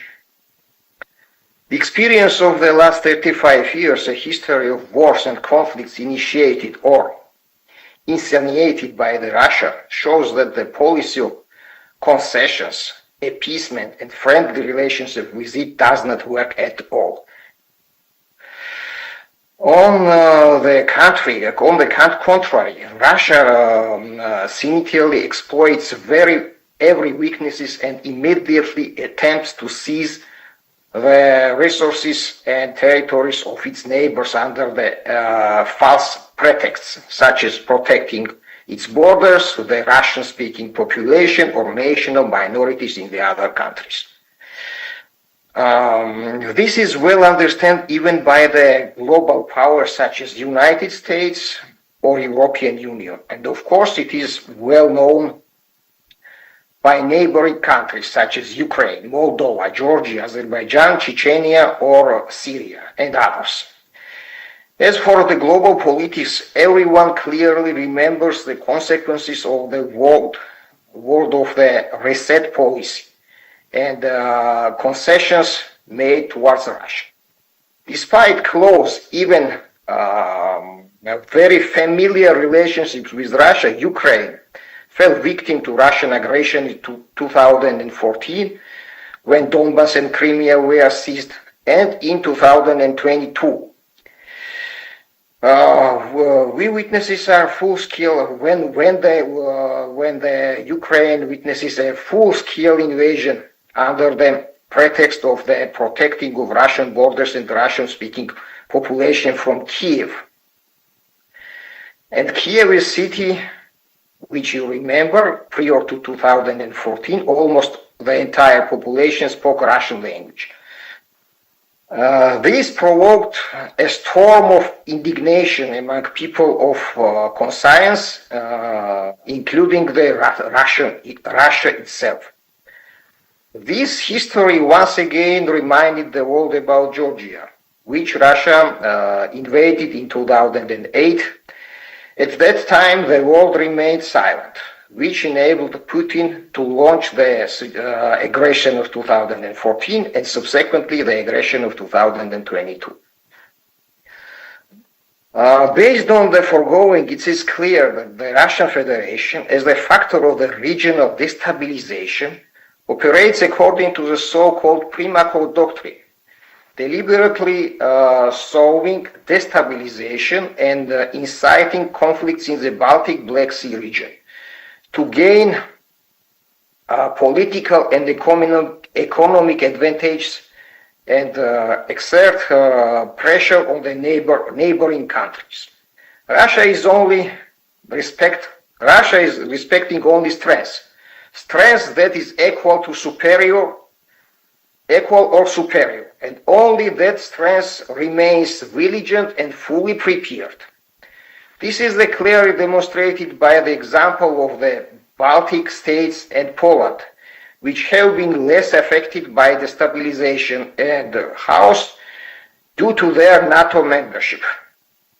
Moreover, NATO has proven unprepared and indeed is not obligated to protect countries in the region that are not members of the alliance.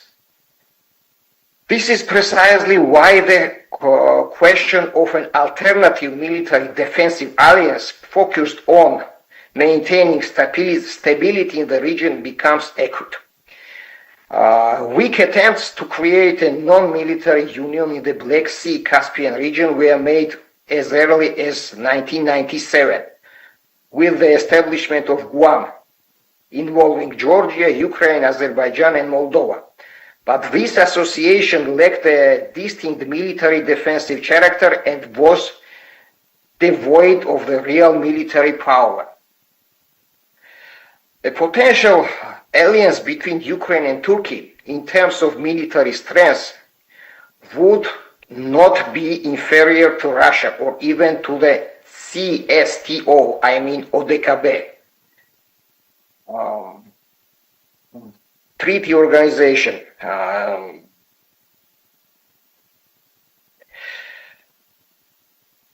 Especially if expand to include other countries in the region. Interest in such an alliance would undoubtedly exist, provided it remains its defensive character and openness to new members. Such an alliance would undoubtedly have a positive impact on regional economic cooperation and the development of democracy. Examples include the positive role of the Turkish-Ukrainian cooperation in implementing of the grain deal. Also highly valuable are the efforts of and the achievements of the Turkish diplomacy aimed to initiating a peace process in Ukraine. From the perspective of developing of democracy and democratic institutions, the creation of such an alliance would undoubtedly be of the great significance. The undisputed leaders in the deployment of the democracy and democratic institutions in the region among former Soviet countries are the Baltic states, whose security is relatively guaranteed by the NATO membership. If we take Georgia as an example, our country held one of the leading positions in this regard, for which, along with Ukraine and Moldova, it received European Union candidate status. Unfortunately, at present, according to Western assessments, we are experiencing a regression in democratic reforms, and the European Union membership itself is in question. Instead of further strengthening democratic institutions, laws have been adopted and are being enacted that restricts freedom of speech and the activities of non-governmental organizations. And there are serious concerns about the legitimacy of the parliamentary elections held. All these issues, at first glance, seem unrelated to the proposed Ukrainian-Turkish military alliance. However, it should be noted that the population of Georgia currently lives with a sense of absolute insecurity and the anticipation of new aggression from Russia. These fears are fueled by the Kremlin narratives and the domestic governmental propaganda, claiming that the ruling party is the sole guarantor of the peace for Georgia. In such situation, a large part of the society believes that democratic values are not so important, and one can turn a blind eye to them if, in return, the current government or governing party will ensure the preservation of peace. The current government, meanwhile, pursues an extremely cautious policy of non-irritation towards Russia, which on the one hand is understandable for a small, poorly defended country. However, on the other hand, a policy of concessions and appeasement towards Russia only leads to an increasing of its appetite and demands. If one imagines a situation in which the relatively large and strong Ukraine, with Western support, fails in the war, then the fate of the regional democracy will be deplorable. After that, no post-Soviet country in the region will dare to build democracy and align within West in defiance of Russia. This is also understanding in Russia, which is why the Ukraine, the most significant and unyielding country in the region, not part of the NATO, was chosen as the target and the victim.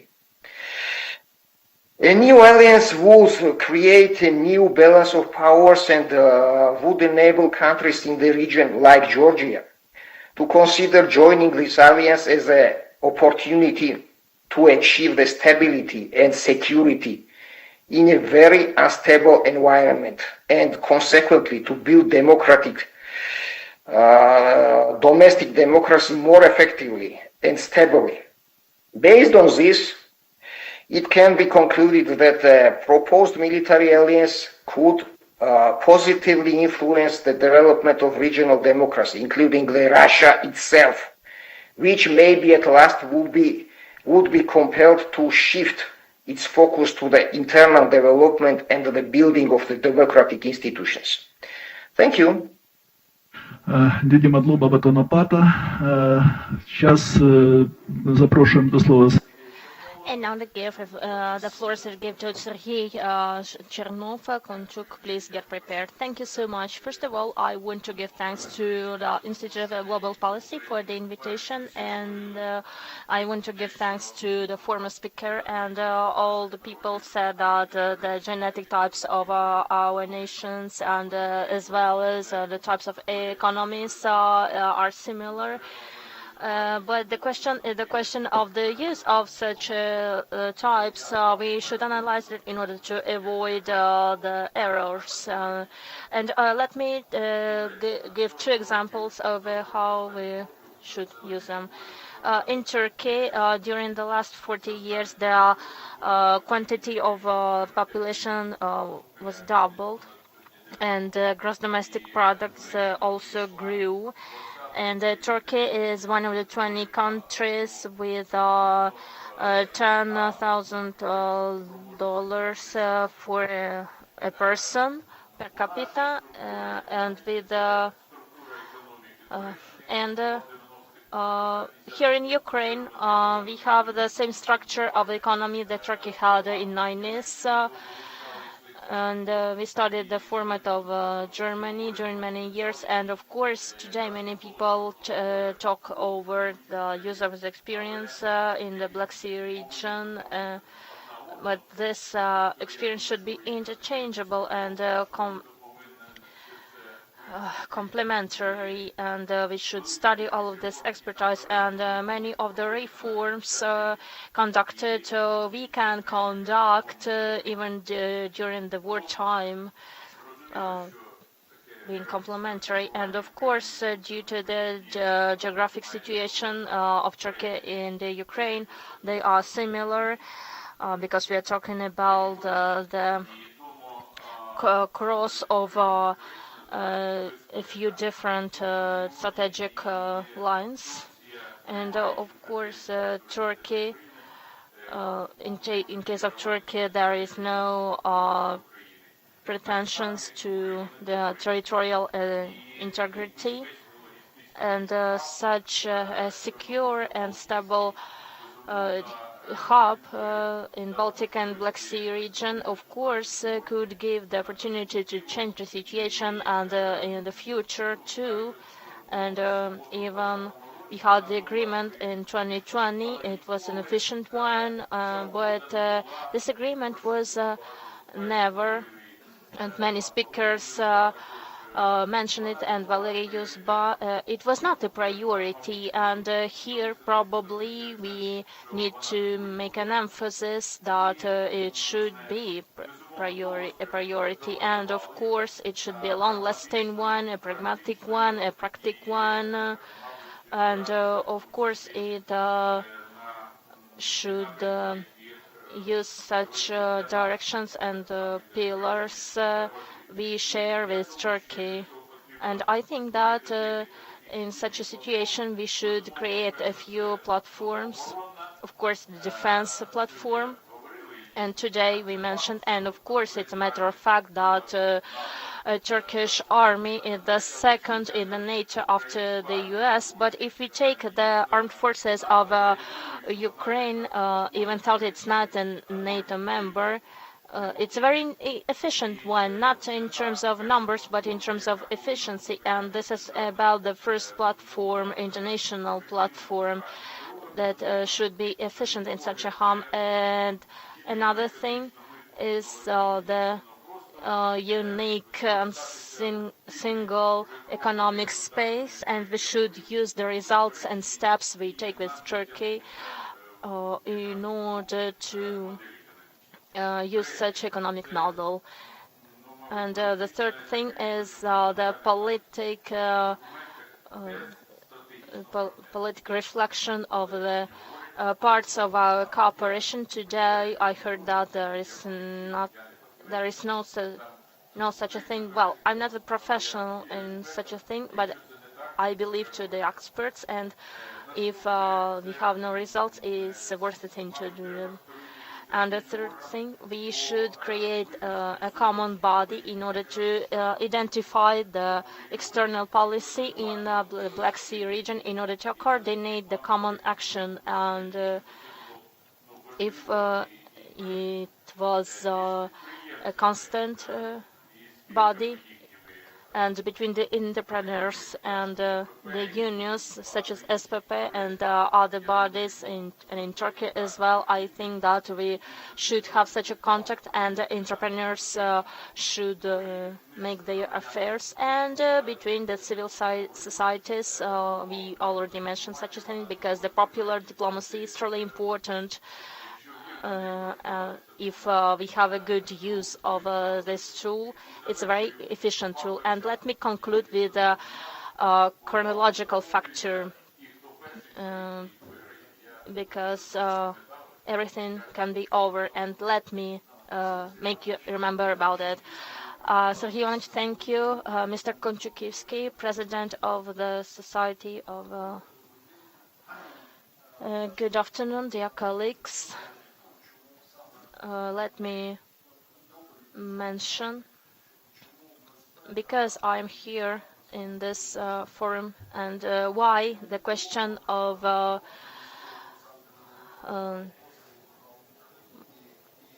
this services is such private security is so important. I am the owner of a company. I was an owner of a private security company registered in Turkey, and this company was in Turkey. For some reason, Chernov and other speakers started with the basic ideas, and the foreign ministry talked about it, and why the union of Baltic and the Black Sea regions is not realized. And we heard the answer, a diplomatic answer. But as for me, as a representative of private sector, private service provider, well, if you talk about cases, In the 8th and 9th centuries, the private interest of the merchants were important, and they opened the roads, the commercial roads, and the result was about the creation of Rus and realization of private interest of some groups of bastards opening roads in the zone of Dnipro against some groups, national groups. So if we talk about this union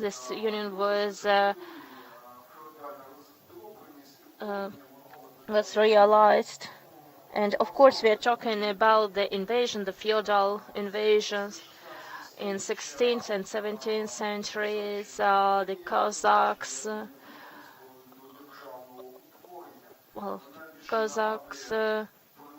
that looked not pretty much like a private military structure, not a state structure, and its activity helped the hetmanate to be created, and it was functioning before the era occurred in the functioning of the union, and when all the agreements, and Mr. Falha quoted it, and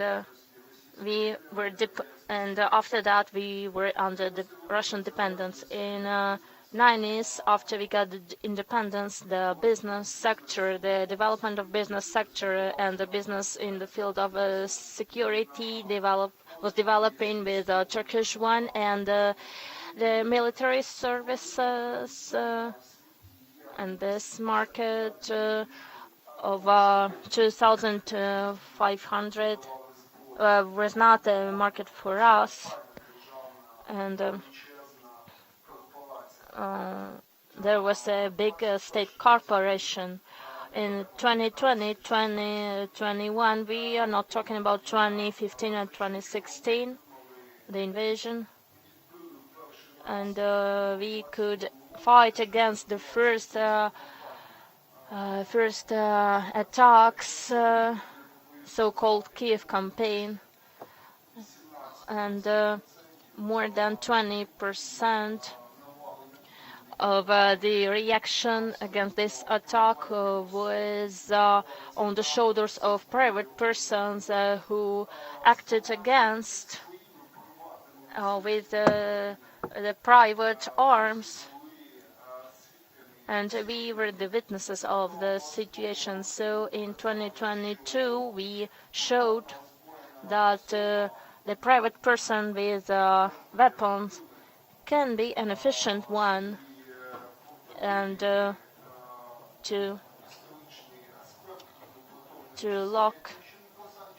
show the historic aspect typical for the 8th and 9th and the 16th century, when the private military companies were represented. We had good companies. We had the sea-boats construction. We had created a huge amount of cooperations, and I cooperate with Turkey, and I think that Timur Masautov probably will be better at talking about the cooperation with Turkey. I think that the indicators will be not the best ones due to the war, the Baltic and Black Sea Union, and well, we had good information of how we fought it and how we created the corridor for the grain, and I was the co-author of the law on the private military consulting. And let me say that if in 2023 the state could create the private military companies, we had the effect of such as an institution of IFPV drones fabricants, and I think that probably we will get a fucking victory, and the effectiveness of the FPV drones manufacturers showed us this efficiency, but we couldn't use these services. And recently I was in the presentation of the book of Yuri Sherbak, and I had a private dialogue with Yuri, and from 1996 he wrote many studies about the threat on the expansion on behalf of Russian Empire.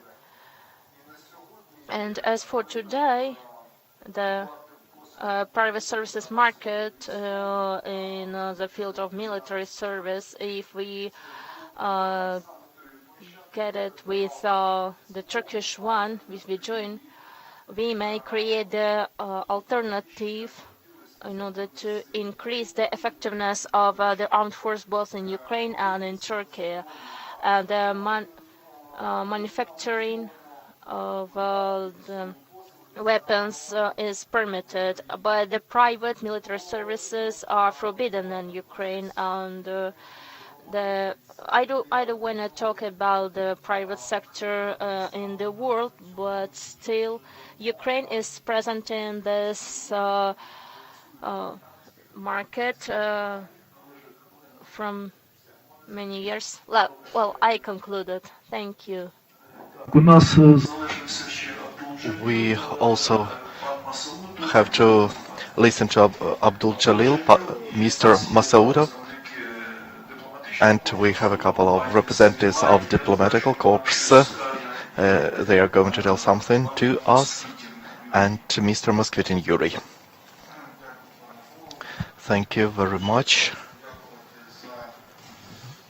Thank you for the critics concerning the work of foreign ministry in the field of projects of cooperation in concerning military cooperation.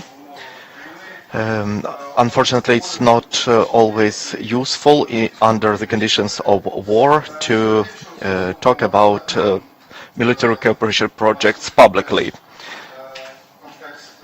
Here we also have the context of Baltic, Black Sea and Caspian region.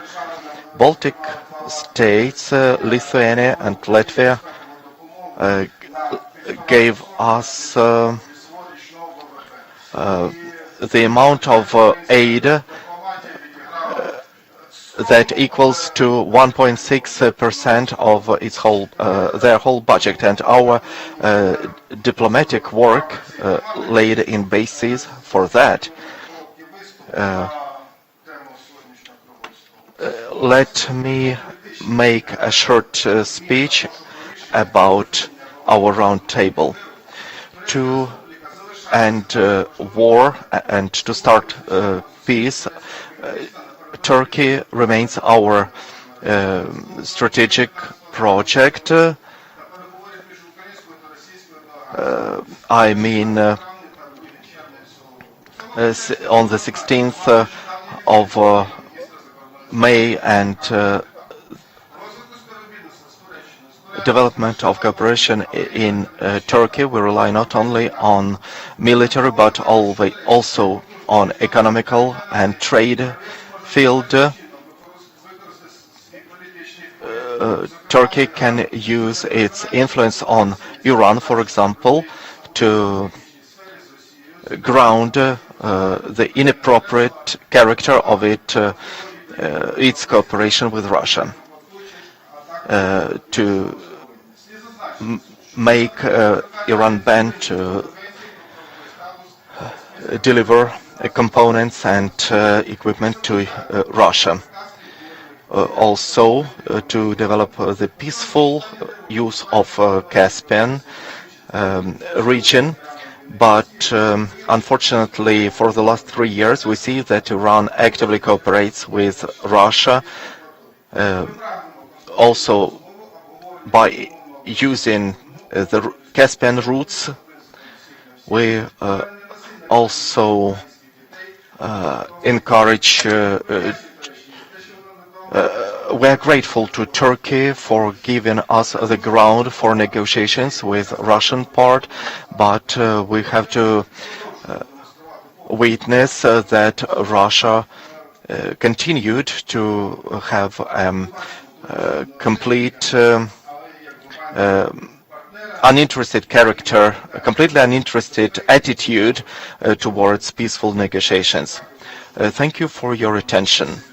Thank you very much, Mr. Yuri Abdul Jalil, and we will have the speech of representative of Turkey. Embassy. I'm tour secretary, and sorry, I'm not authorized to speak and make an official statement today, but I'm very thankful for your invitation and also just hosting this conversation all together. And I also thank to all the speakers. They highlighted the positive dimensions of Turkey and Ukraine, and it was very nice to hear as a Turkish diplomat here. I'm very honored again and very thrilled. But sorry that I cannot just, get in details about our politics, in the Black Sea region, but everybody just, I think, highlighted very much what aims Turkey and what we have in the region. So yeah, we are just acting with some principles in the Black Sea region. I can say that it's very obvious, I think. So one of them is the regional partnership, ownership. Just the first one, we have maybe 3 dimension and 3 principle in that regard, and the other one is cooperative security, just this all together. And also the most important thing, the third thing, is the safety and stability of the Black Sea, the maritime issues. So, and we are just acting all together with Ukraine and the other with the littoral states in that manner. Thank you so much. Maybe we will have this conversation together again, so we can speak maybe in more details. Thank you. Спасибі велике.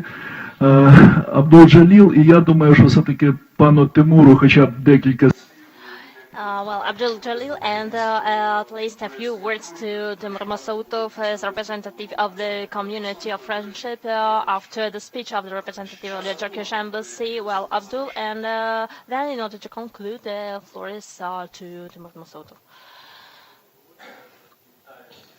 Good afternoon, dear participants, dear colleagues. I want only to add a few words to the speech of Sergei Chernov, to all the things that the colleagues mentioned, that the Turkey constructed the plants as the Ukraine constructed its own atomic plants with the full cycle of the preparation of the specialists in the field of energy, and it could be interesting to our Turkish partners after 1986, after a horrible disaster on Chernobyl plant, Turkey helped Ukraine to accumulate a huge experience in the field of atomic security.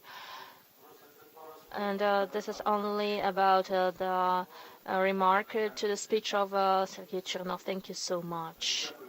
Thank you, Abdul, dear Timur, and dear Ferhat. First of all, I want to say that the conference is taking place in Arafat Day before Kurban Bayram, which is the tomorrow. So let me congratulate all of gentlemen present here. This is what I wanted to say. Well, talking about the interesting points, on the 5th of June in 2013, the Union Agency had held a huge conference dedicated to the Turkish factor in Ukraine, Turk factor. It's not only about Crimea. This is about 1,000 years of the history of Turk people, the skiffs, sarmats, and goons, Pecheniks, Polovets nations, and Turk as the pillar for the Pecheniks and from Polovtsa. And at least 3 people here, present here, have the Turk surnames. For instance, Turk factor, and we mentioned it during the decades and decades. This community was created in 1989.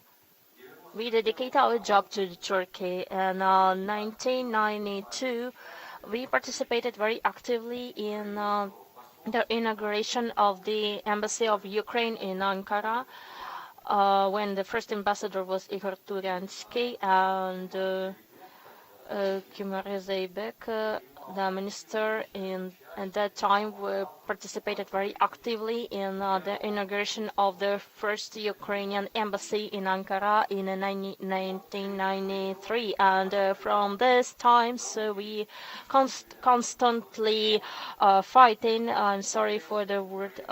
We are fighting with the relationship between Turkey and Ukraine, where we have a directive, a calculation and consideration of Turk factor in the history of Ukraine, and we still don't have enough things, because the Crimean Tatar factor, of course, it's a separate thing, but still on the territory of Ukraine, we know how many Turk things we have. All of these fairy tales about the Kaganates are now cleared and unlocked, and we need a real vision. We don't need any fairy tales, any fancy stories, any fairy tale fantastic interpretations of the history. We need the reality. And what I want to say, now more than ever, we have a need, a necessity, not only to talk, but to realize, to conduct the actions regarding the relationship between the Turkey and the Ukraine. And I would suggest to organize such a roundtable discussion in Turkey. What can you say in this regard? And we as a society, Ukraine, Turkey, may take part and make a serious job, serious discussion with Turkish experts. And as you know, Turkey has a Turkish-oriented vision and a Turkish-oriented politics. If talk about the consortium, the unions, Turkish people need a clear declaration of which role they play in this union. As we know, the Turkish people are heroic ones who always take the initiative in their own hands. During more than 80 million people live. Well, you may only imagine anything about Baltic countries such as Lithuania and Lithuania, and I'd wanna have such a roundtable discussion in Turkey. Thank you so much for your attention. Thank you so much, Timur. It's an interesting proposal. Farhad, thank you so much. Oh, well, we are out of time. Esteemed participants of the meeting, I want to stress that such meetings, such gatherings always conclude with subscription of a certain documents of conclusion. In this case, let me suggest, let me take a proposal regarding such a document as a fruit of the discussion, and I want to have a result and to have this document as a fundamental pillar for the action. And if we have a question, I listened carefully some of the speeches, and some of the reports have some problems and some suggestions of strategic and legal nature, national and cultural, historic and diplomatic pillars. So we have the precedent we mentioned here. We have the military union between Azerbaijan and Turkey in order to act against the Russian military threat. That's why we make such unions. So if such a factor of creation of a new international organization, of a new order, so we need to talk. We have no chances. Ukraine is in a very difficult situation under Russian aggression. If we said, we have the ecocide, we have humanitarian and nuclear instability, and so on. That's why let me suggest you to act operatively in order to create such a union, let's say union, in order to resolve the aforementioned questions. And of course, we wish the victory to Ukraine over Moscow and Russia. And this newly created organization can be a pillar in order to transform such an organization into a bigger one, a more significant one, a union of Black Sea and Caspian region, dual organization, let's say. Such an organization should be a military, geopolitical one, with such a military and geopolitical character. And we mentioned the factor of business development, but still the fundamental problems to be resolved is, well, I want to take such an agreement. Thank you, Farhad. Well, будуть опубліковані. on table. Yeah, the materials, they will be printed in Ukrainian, Russian and Turkish. 1, 2, we can prepare the project of the resolution of our round table to send it to the participants to consider it and to make proposals to our government and to the government of Turkey and to other countries of Baltic region. So that you mean that you can use the document to the President of Ukraine, to the Ambassador of Turkey in a operative way. Thank you. Thank you very much to everybody. It took more than planned. Have a good time. See you again.